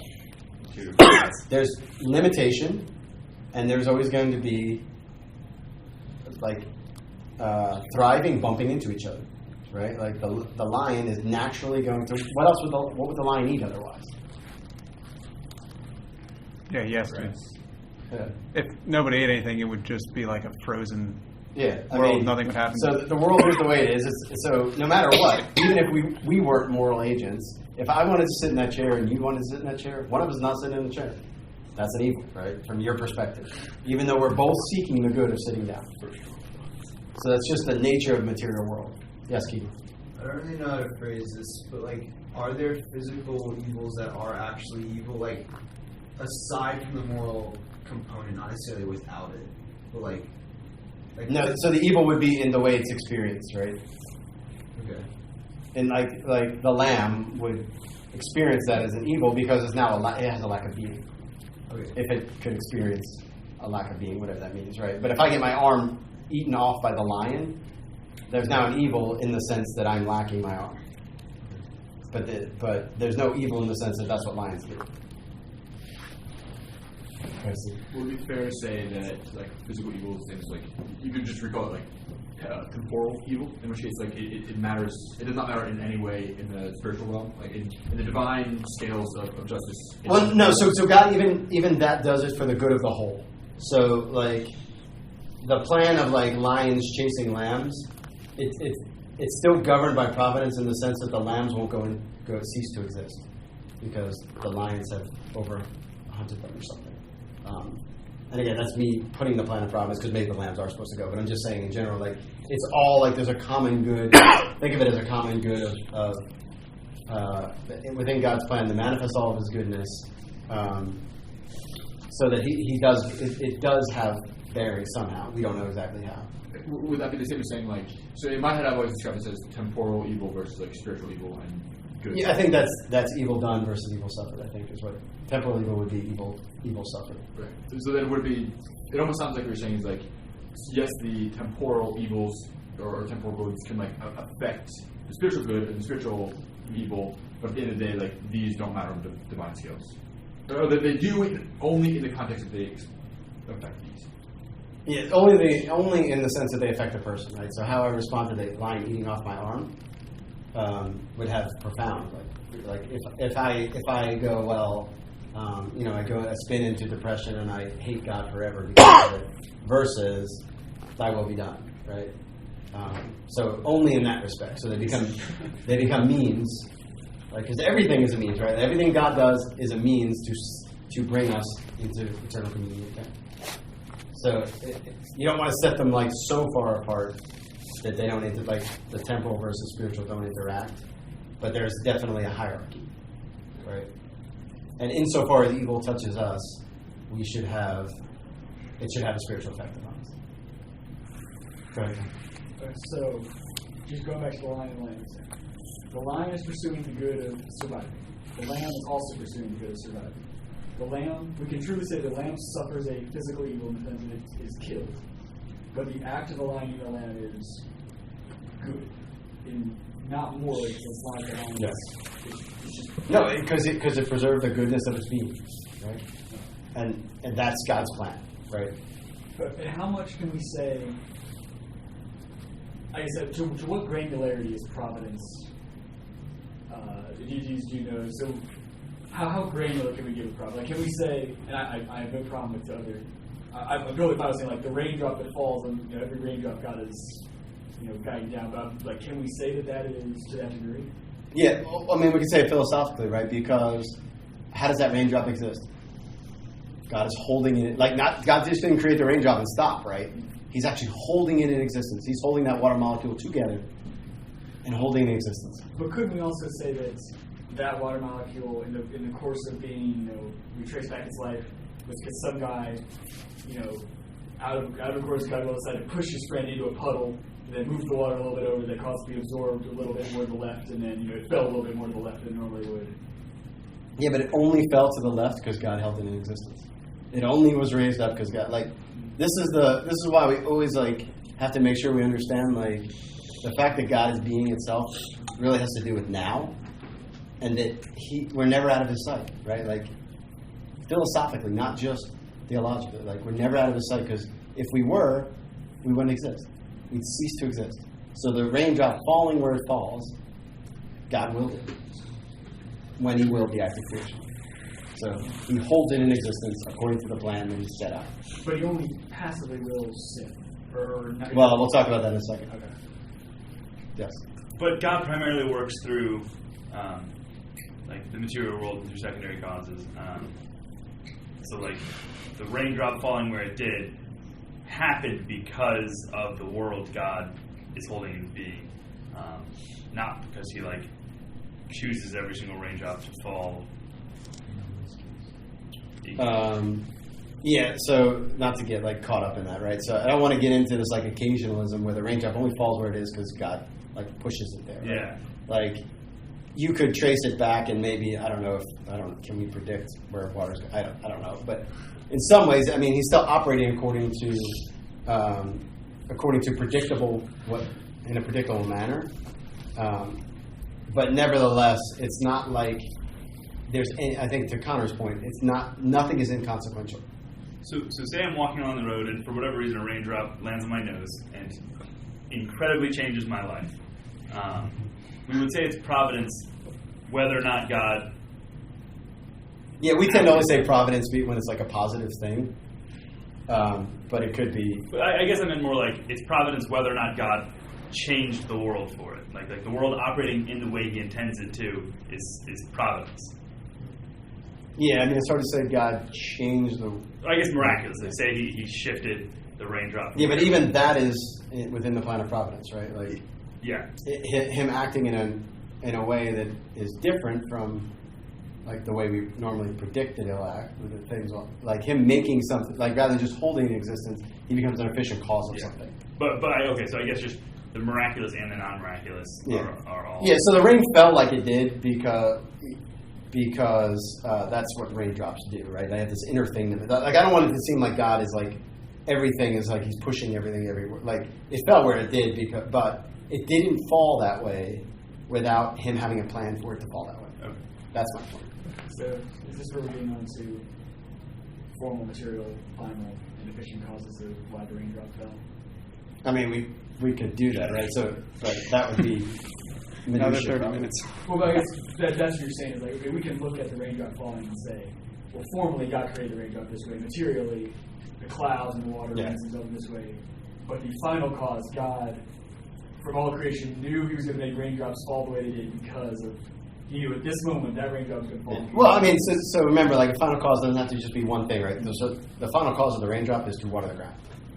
But we always have to go, when we talk about final cause, we always have to get to the point of its final cause was to manifest God's goodness. As long as we do that, right?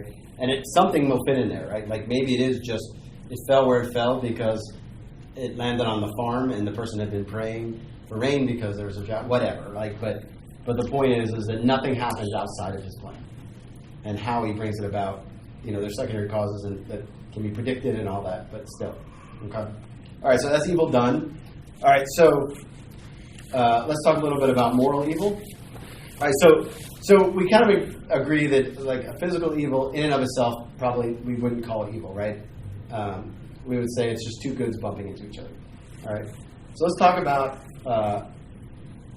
when someone commits a moral evil. Okay, and so we'll sort of define them. So we're trying to say that God is not the cause of that, right? Because is God the cause of my free will? Yes. Okay. Is God the cause of what I do with my free will? Yeah. Because if He's the cause of what I do with my free will, then that becomes problematic, right? Because then He is on the hook for whatever I do with it. All right, so maybe an example will help with what St. Thomas uses, okay? What causes a limp? Is it the power to walk, or is it a defect in the leg? Okay, but without the power to walk, the limp wouldn't manifest itself, right? Okay, so now we can sort of apply that to free will. So God gives us the power to choose freely, but it's us who chooses. Okay. All right. Otherwise, if we don't do that, then God sort of ends up somehow like beholden to our free will decisions, right? So He ultimately gives the power to choose freely, right? And He uses that just like He uses the power to a power of gravity to cause certain things within the plan of providence. He uses the power of free will to cause certain things. Like He just uses it as a cause, like He does everything else. Okay, as a secondary cause. All right. So we would say that God doesn't make the person act, but gives them the power to act. Just like the power to walk doesn't cause the limp, but a defect in the leg. Okay, so then go ahead. So if God gives power to somebody such that he or she is able to choose good and evil, then he is in some way responsible for giving that person the potential to choose something wrong that would affect. Yes. So in sort of a secondary way, God is, because He gave that person and He's holding them in existence, in a secondary way, I don't want to say responsible because that's not the word I really want to use, but He is a cause of what that person does.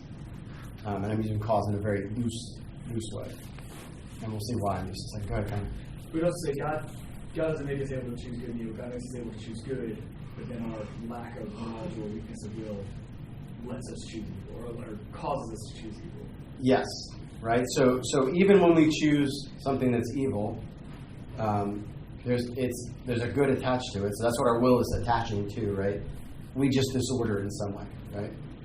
Like, I don't know, the person who, steals something, right? it is good that they desire some good thing, right? But they obtain it in some disordered way. Okay, and the evil comes in the disordered way in which they obtain the good. All right. All right. So does that make sense? So it's like we are only wired to choose something good for ourselves, but we are confused or whatever, so we don't necessarily choose it the way we should. Exactly. So what does the command not to covet the neighbor's goods mean then? If it's good to have the desire. Well, I mean, you could. So coveting your neighbor's good doesn't mean that you don't like what they have, right? I mean, it's deeper than that, right? Like to covet their goods is like to say, like, I want that, they shouldn't have that, or to be jealous of them.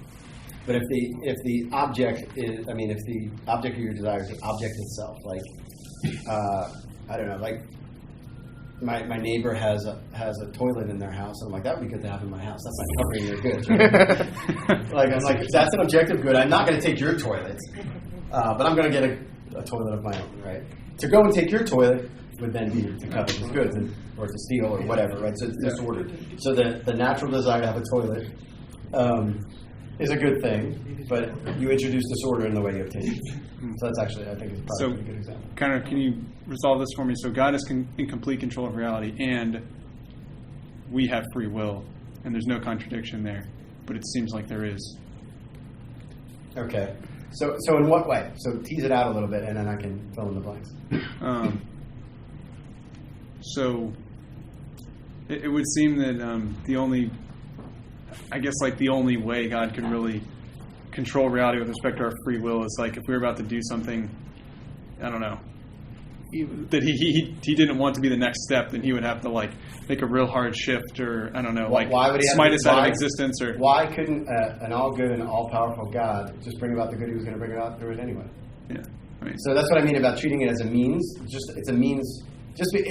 We introduce complications when we talk about free will. From God's perspective, it really is no different than the sawmill using like water and gravity to power it or something. So it's just one more means that God uses to bring about the good he was going to bring about anyway. So God has to remain like outside of it. Like he can't be dependent upon our decisions, unless he's decided that it's going to be brought about by a secondary cause, and then he can say, well, it's either contingent or necessary.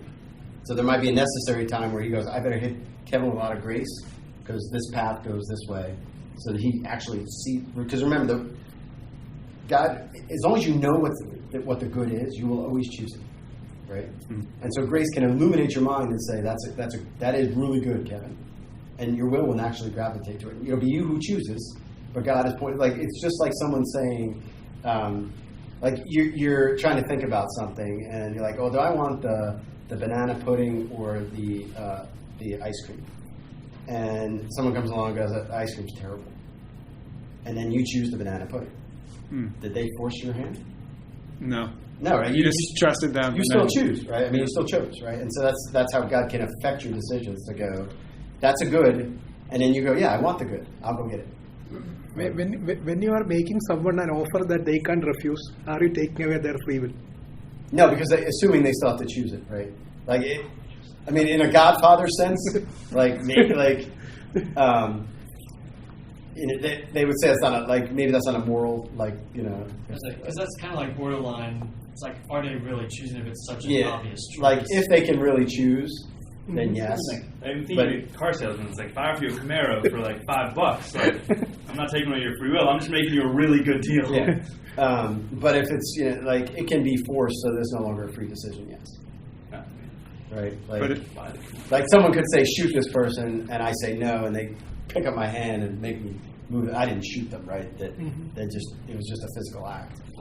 So I guess it depends on what you mean by like an offer you can't refuse. But like when you say you are giving him so much grace that it becomes very obvious that this is the truth. Yeah. So grace always illumines or strengthens the will. So it always illumines actual grace illumines the mind to say, oh, that's really good, or strengthens the will to make you actually bind to it and stick to it. So when you are given that much grace, is it possible that you can still choose the bad? Sure. I mean, because it's still you that chooses, right? Well, hypothetically. Yeah, but you wouldn't. Like, it's like saying, like, okay, the choice is for you to walk into this room that really has a pitfall in it, versus go into this room which has your birthday cake in it. Like, now that you know both things, you wouldn't walk in the room gate, right? You just wouldn't do it because it's not good. Like, and you'll just go, that's not good, that is good, I want the good. Because that's what human beings do. So then, like, people who sin or go to hell just needed more grace? Like, well, so this is where you get into the plan of providence, right? Because you can become immune to it. This is what I was saying about, like, it's still, even if you don't respond to grace, like, someone who's holier only they don't even need actual grace, right? Because they're illuminated by the gifts of the Holy Spirit, right? The Holy Spirit indwelling in them, and they're so united to God, they just do whatever. They just do what is good every single time, right? But did the person need more grace? When you say that they wouldn't go into a room that they knew, then it becomes Socrates, like intellectual, like, if I knew that it was wrong, I wouldn't choose it. But, like, we see that actually happens. Yeah, so grace doesn't always, like, make it that. I'm just using it as an extreme example, right? Like, grace will maybe nudge you towards it. Or once you come to the decision on your own, it strengthens your will to actually stick to your guns. So it doesn't operate like exactly how I'm describing it.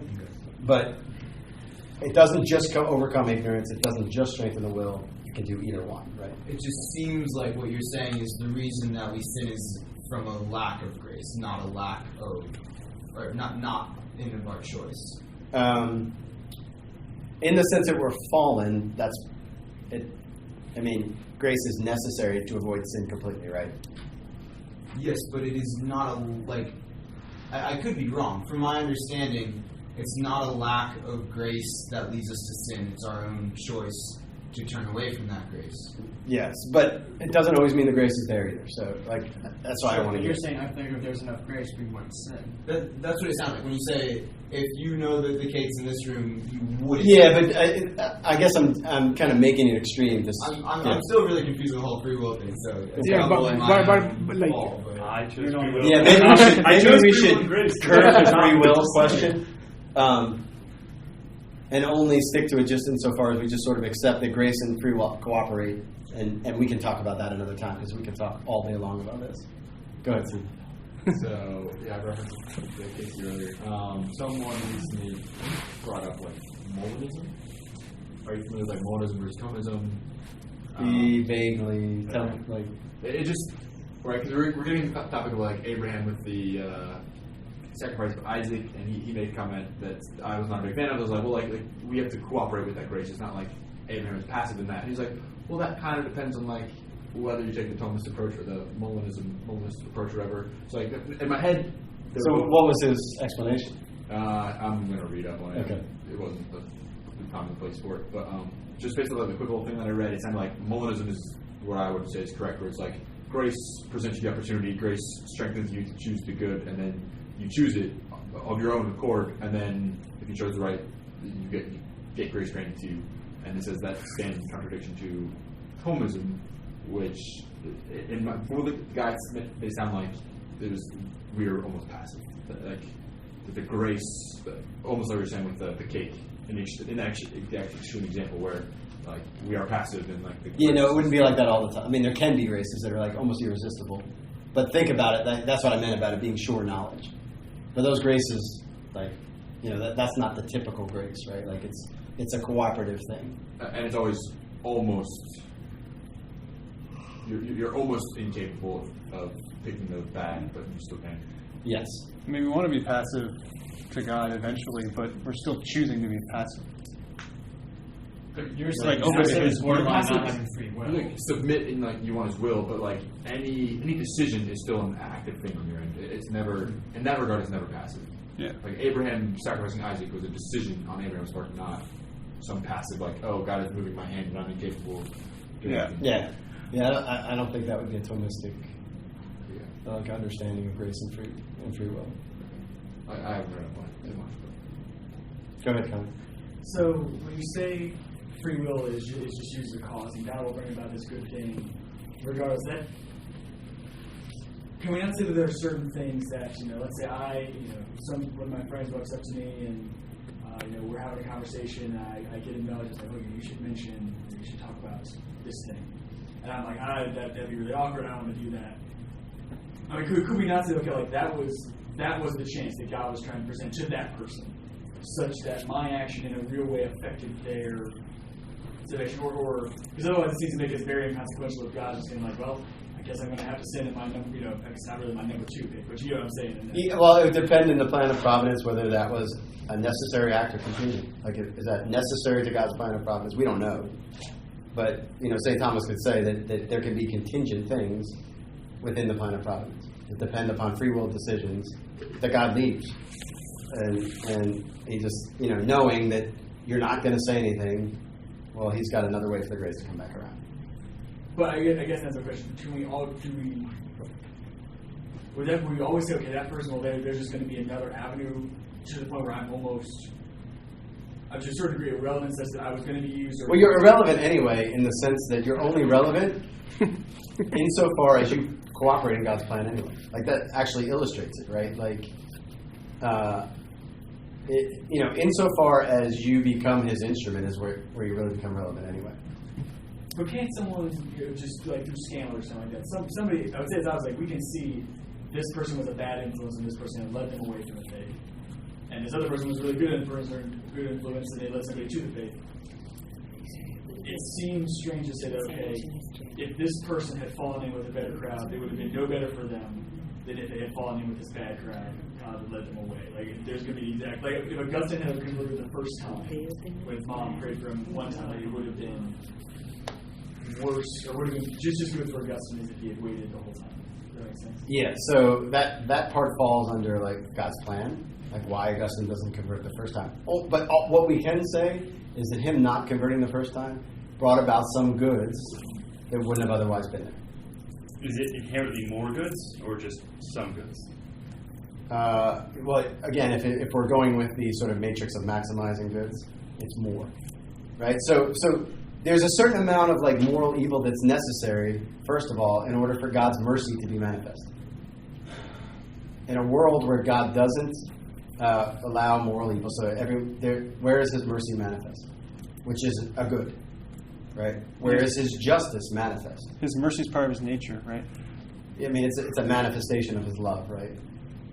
So love is his nature. Mercy is just sort of we'll call it an aspect of his love. Right? So these evils, certain goods can only come about in the presence of evil, right? Like, how does courage come about without evil? Yes. A quick comment about what you just said about mercy. Could you say the same thing about like if love is his nature, then we also say like God is justice? Is justice a manifestation of the love, or is that also his nature? Yeah, I would say justice It's not like it's different. Yeah, justice is a sub type of love, so that it sort of all. So, actually, hold on until we get to the question about God's suffering, and then we'll talk about his love, because that ties to the other question you had about loving. Yes. So in effect, what we can say is that there's nothing you can do that does not glorify God in some way, shape, or form. Yes, because of this. As Augustine says, since God is the highest good, he would not allow any evil to exist in his works unless his omnipotence goodness were such as to bring good even out of evil. Right? Only God can create out of nothing. Evil is nothing. God creates. That's why we can't do it. Right? That's why we can't take evil and try to make good come from it. Because God literally creates out of nothing. He creates a good that wouldn't have been there otherwise. Right? And so the whole argument to begin with is almost nonsensical in the sense that only an omnipotent God who is all good could do that. Right? Like, so if this person at any time in their life has ever experienced, this is what Kevin was saying, one time where something good came from something bad happening to them, they've just proven what I said. Where did the good come from? If not from an all-powerful, omnipotent God. And all good. Right? Think about that for a second. But if God was all-powerful, couldn't he have brought that good in a different way?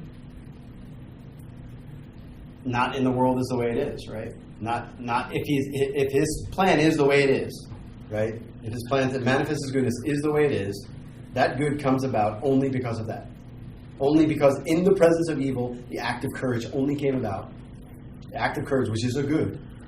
Some people have more courage than others. Couldn't God infuse the same courage to everyone? I don't know. But it wouldn't be yours, right? Like, so remember, he's raising sons, not like automatons, not these people he just wants to give rewards to. He wants people that are like him, like his son, right? And so, yeah, he could infuse all the courage, and sometimes does that, right? Like St. Thomas, he infused chastity into him, right? Never had an unchaste thought after that. But it was all for his glory because he needed to be able to focus on his work. Right? He thought clearly because he was perfect. Like, anytime you want to know how chaste you are, go read St. Thomas and realize, I can't think that way. I'm nowhere near. But that's the point, right? So he goes, okay, this level of chastity that he needs for this clarity of thought, he'll never get there without it being infused because I need these other goods to come about, right? So he gives it to him. Go ahead, Steve. So would it be fair to say, like, when people talk about like the ends don't justify the means versus like utilitarianism perspective, like that the utilitarian is misunderstanding this, and that they think, oh, if I do this bad thing, like it's going to bring about a good end. But in reality, what you're doing is you're forcing God to create more good from that. Yeah, well, you're trying to usurp your God, right? You're trying to be God, right? And you're not trying to. Yeah, that's never a good idea. But so if more good comes from evil than no evil, we still shouldn't do. I guess that goes to when some people talk about confession and say like confession gives us more graces than if we hadn't sinned. But that doesn't mean we should just keep sinning and going to confession to get No, I mean sin caused the incarnation, right? Like, but grace also comes from you choosing to not sin. So like I think it's more like the more goods are just going to come out of like what ends up happening. Given like this is the world that God created, so you can't just say, "Oh, me sinning is going to get more goods," because like if you in that moment choose not to sin, that's going to be more good than had you chose to sin and then went to confession. Okay, so if I die and go to hell, is it better for me to be in hell than to not exist? Yes. Yeah, I mean that is obviously true because God chooses it. But could we, like, what is non-existence compared to existence? I have no idea. Like, I have to take that on, almost on faith that existence is better than non-existence. So what does it mean when Jesus says it's better that like the Judas didn't existed? Well, he did say he was never born, right? And what he means, like, there's only one way to sort of interpret that, right? Is that Judas is in hell. Although I would get probably pushback from some people about that. Well, my confusion is, if God knows from the beginning that he was going to be in hell, did he have a choice? Yes. Yeah. He knows because of the choice. Like, he knows the choice that Judas is going to make. Right? But then he doesn't have free will, right? He knew he would be in hell, but still chose to create him? No. My question is, if God knows that Judas would be in hell, whatever he does, he will be there. So is he free? No. So yeah. So I think you're getting stuck in like before and after thinking with God. The only reason why God knows that Judas is in hell is because Judas did all the things to go to hell. So he knows everything all at once, right? Like it's not he goes, if I create Judas tomorrow, I think he'll do all these things and he'll go to hell. He sees everything all at once, and so he knows Judas is going to, just like he knows that Abraham's going to do what he's going to do because Abraham did it. Right, so like avoid like the before and after thinking of thinking like he knows all of Judas's free will decisions because Judas made those decisions. He just knows it, and it's hard for us to see that. I think he used a lot of he's without clarifying if he's talking about God or Judas. Okay. Like were you saying that? Does that mean Judas does not have free will? Yeah. So Judas has free will. Because God sees Judas all at once, right? And so he knows what he's going to do, right? But he only knows those things because Judas actually does them. So how does he know that Judas is going to betray Jesus? Did he force it to happen, or is it because Judas did it? but he knew it even before Judas came into the world. You see, you're back into before. Like, that's the problem, right? But is it a useful exercise to say, like, I can look on my past and see that things happened a certain way insofar as I can remember them, yet I still had free will.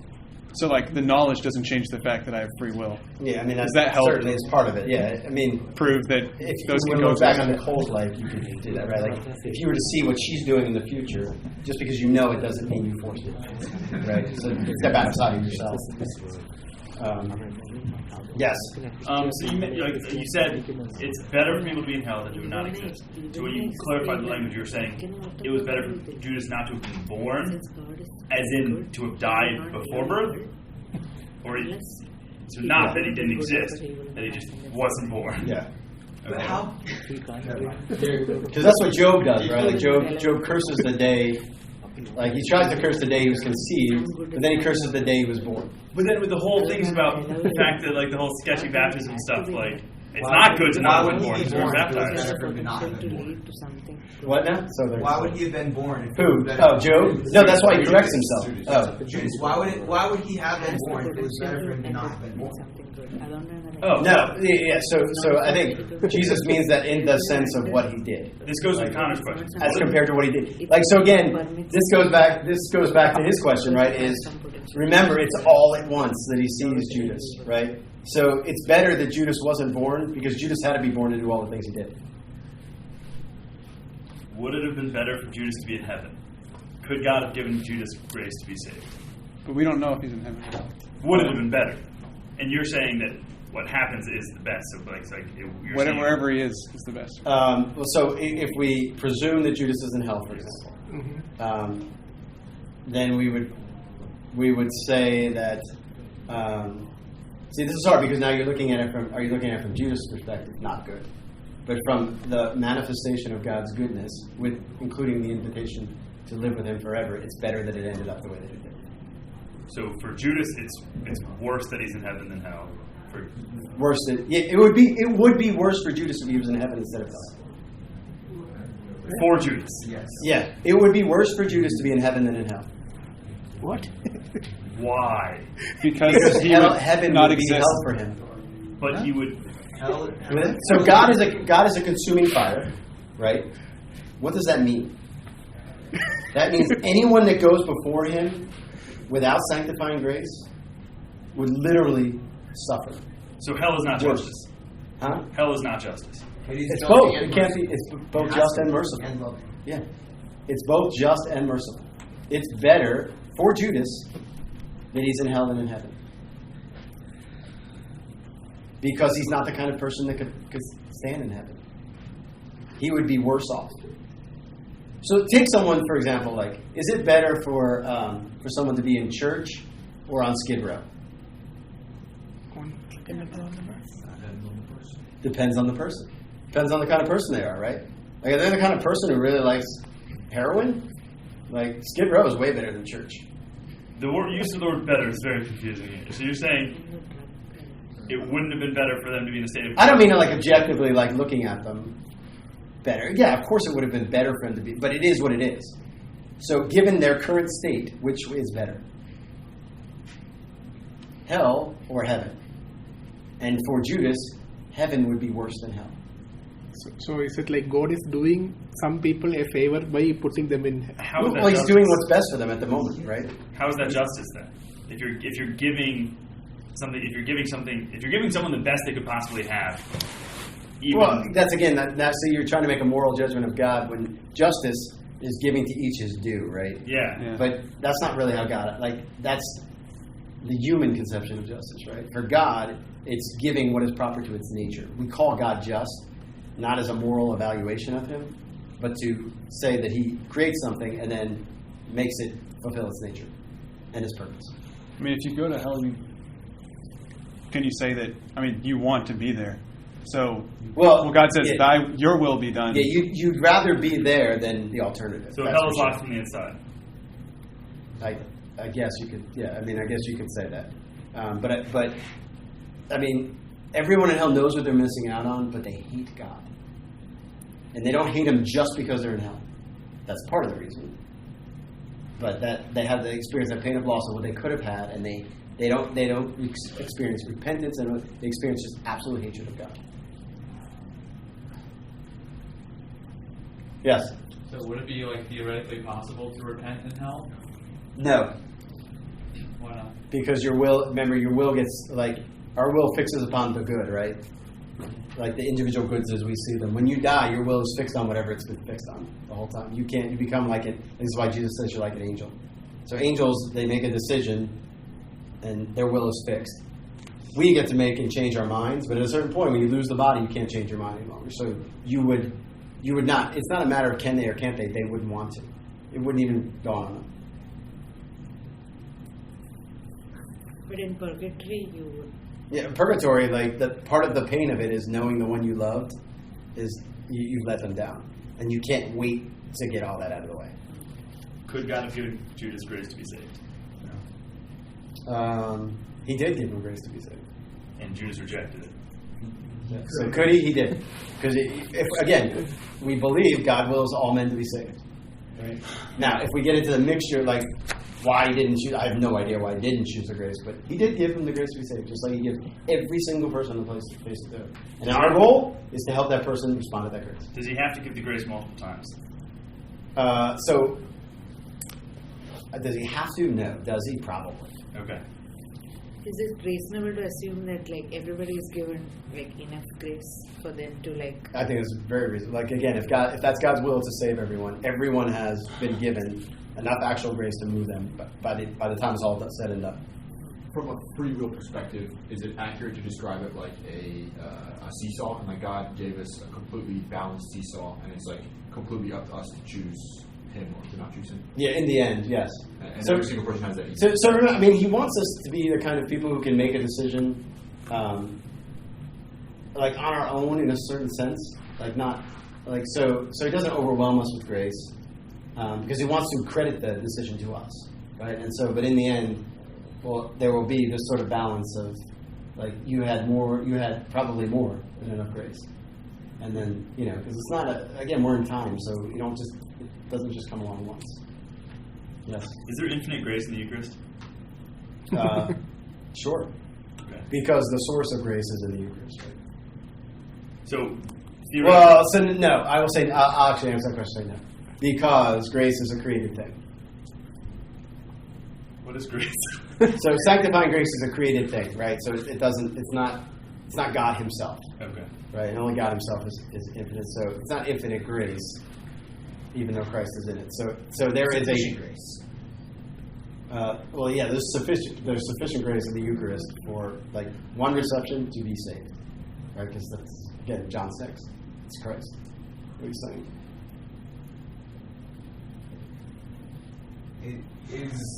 Is a proper definition of grace like becoming like God, or can you define grace? So sanctifying grace is how we become partakers of the divine nature. So it's the divine nature accidentally infused into our soul. So we don't become God. We have become God-like in that we have God-like divine nature attached to our soul. Think of it that way. So it's our participation in the divine nature. But we can grow in this, right? Like we can have. Yeah, I think that Lord was talking to St. so, Catherine of Siena. He's like, everyone brings a candle of faith. Some people have other people have so, a little yeah, one. we can grow in it, but it's still like you can't manufacture it, right? Like it doesn't. You don't seed it and it grows in you. God keeps giving you more. So as long as we just grow in that sense, like each meritorious act makes our grace expand, or we get more of it. I officially understand nothing. I don't understand anything. I just sound like it.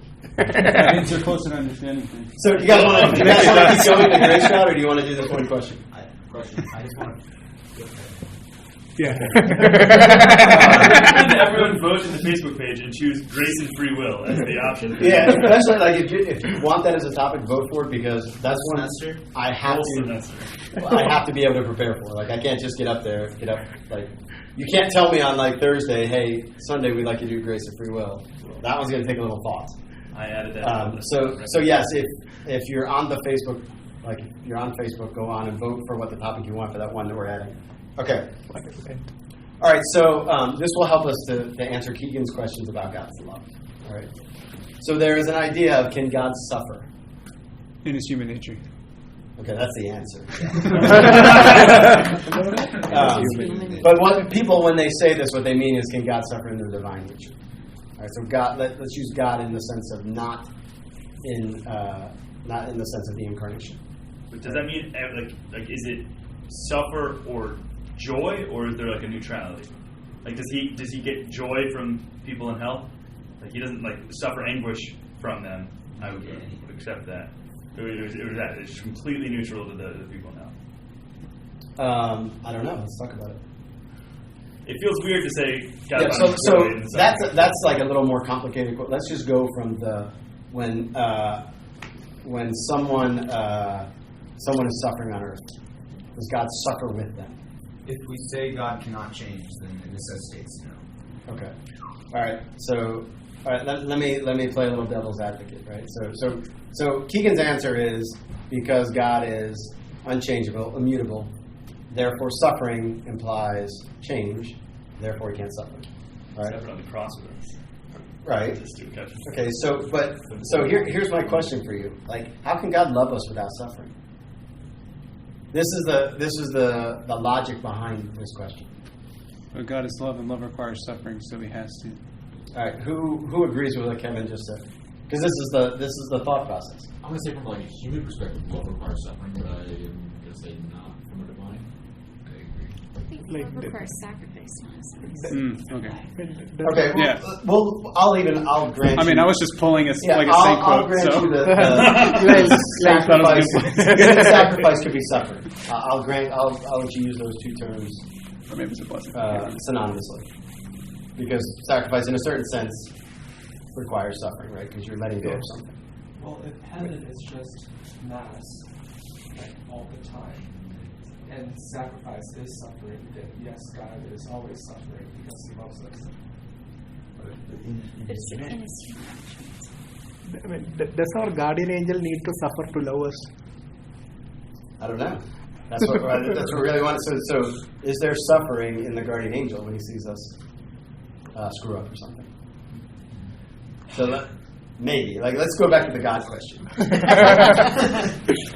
So you see why this is like an interesting question, because it starts the question of like God's love. We know he can't change, and suffering would change. But the flip side of it is, it seems that God doesn't love us that much if he doesn't suffer when we suffer. Right? And So he can, for all eternity, like see all that's happening and himself freely will to, be upset that we're doing this to ourselves. Is that correct? Guys, Weird word to use for. yeah, like upset is but does he not suffer because he sees the big picture? Because then that would say something about seems to be that he's somehow his love depends upon creation rather than creation depending upon his love. There's a sort of a hidden premise in here that we need to sort of attack. Is it that his human nature suffering, like he can suffer in his human nature, like in the Garden of Gethsemane, seeing that people would reject his sacrifice. Yeah. And So that, what his human nature suffering. what Nicole is saying, part of this is when we look at the incarnation, we ought to really question whether our idea is correct. Because if God could already suffer, why did he suffer in the incarnation? Right. Are we saying that sacrifice, suffering, whatever is necessary for love, or is that what we're challenging? That's what I'm challenging. I'm asking whether that is the case. Say no. Yeah, I'd say no, but I don't.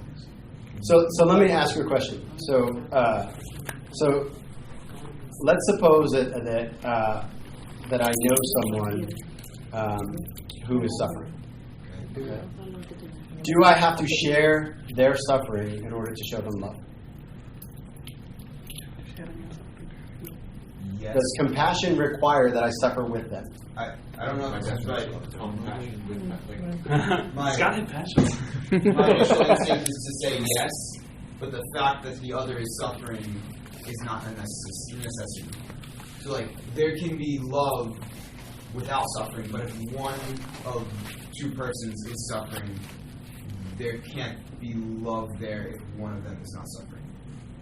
I don't know if that was... If one or both of them. Well, so for instance, if we as humans did not suffer, God doesn't suffer, that love is still there.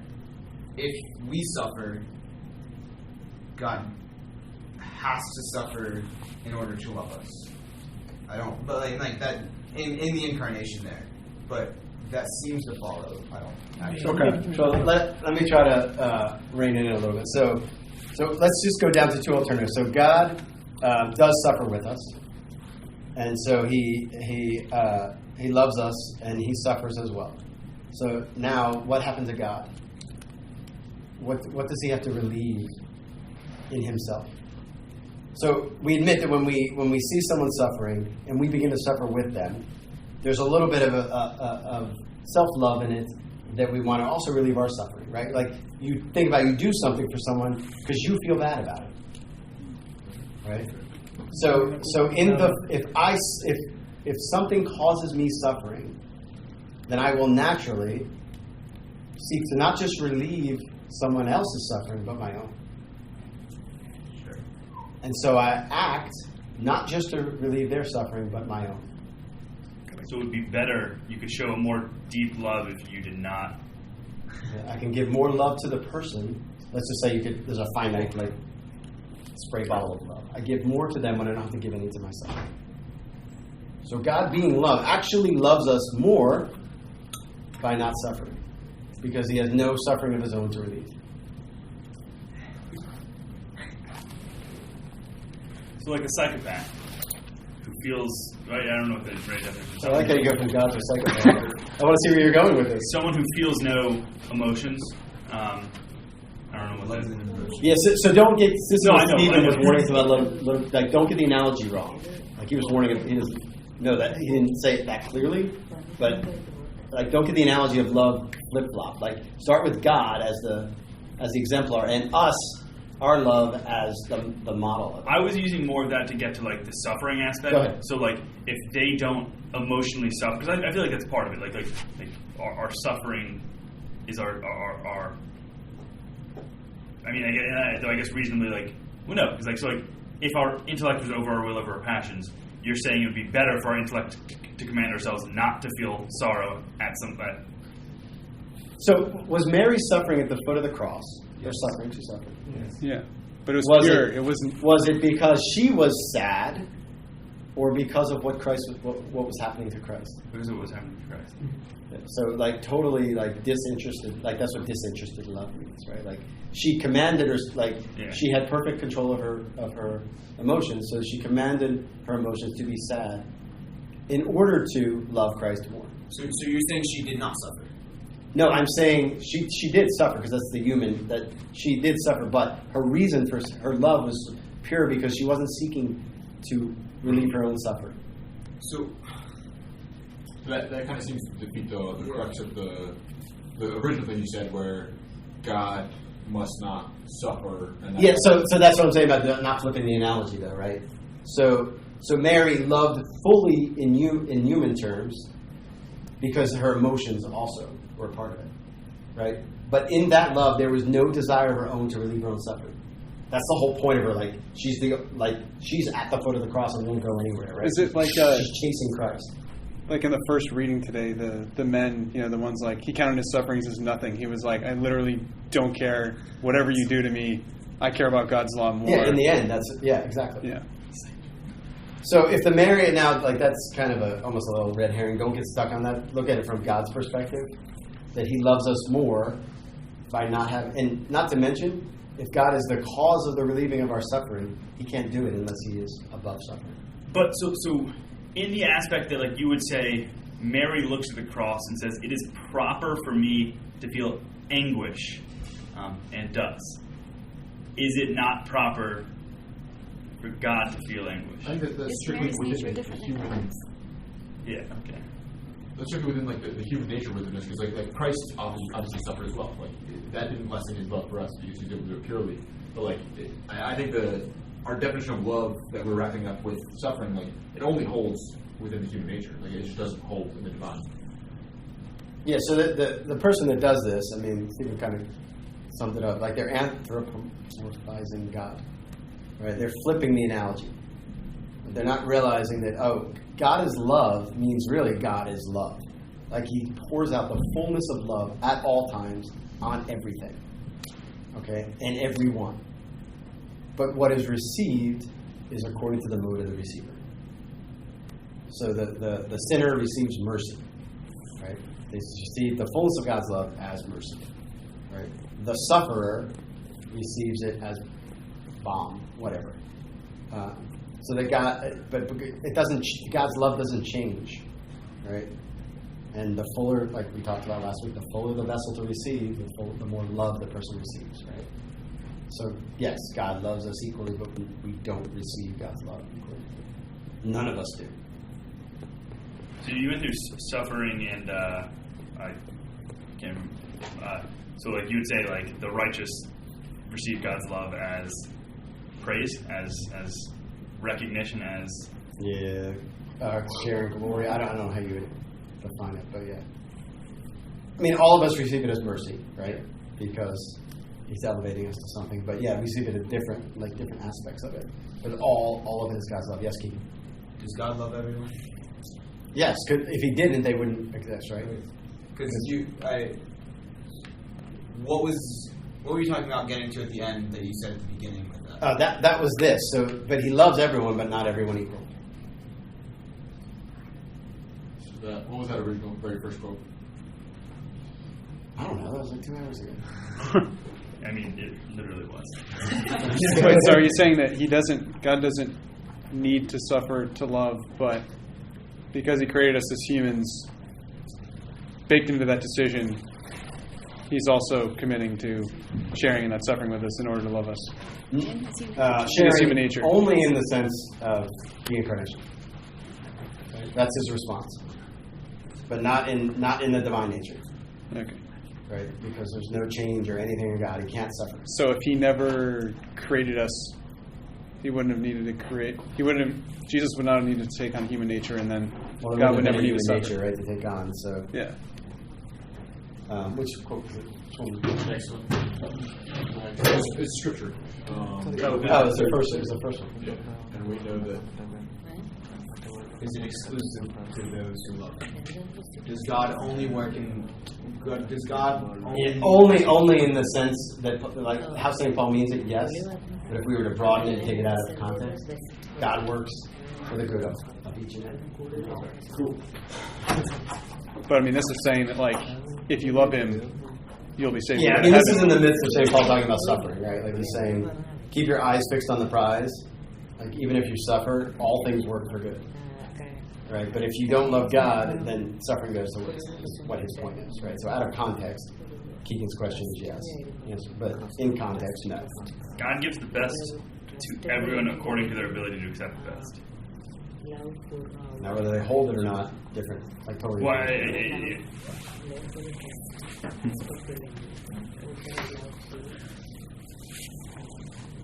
like think of your soul as like this petri dish, right?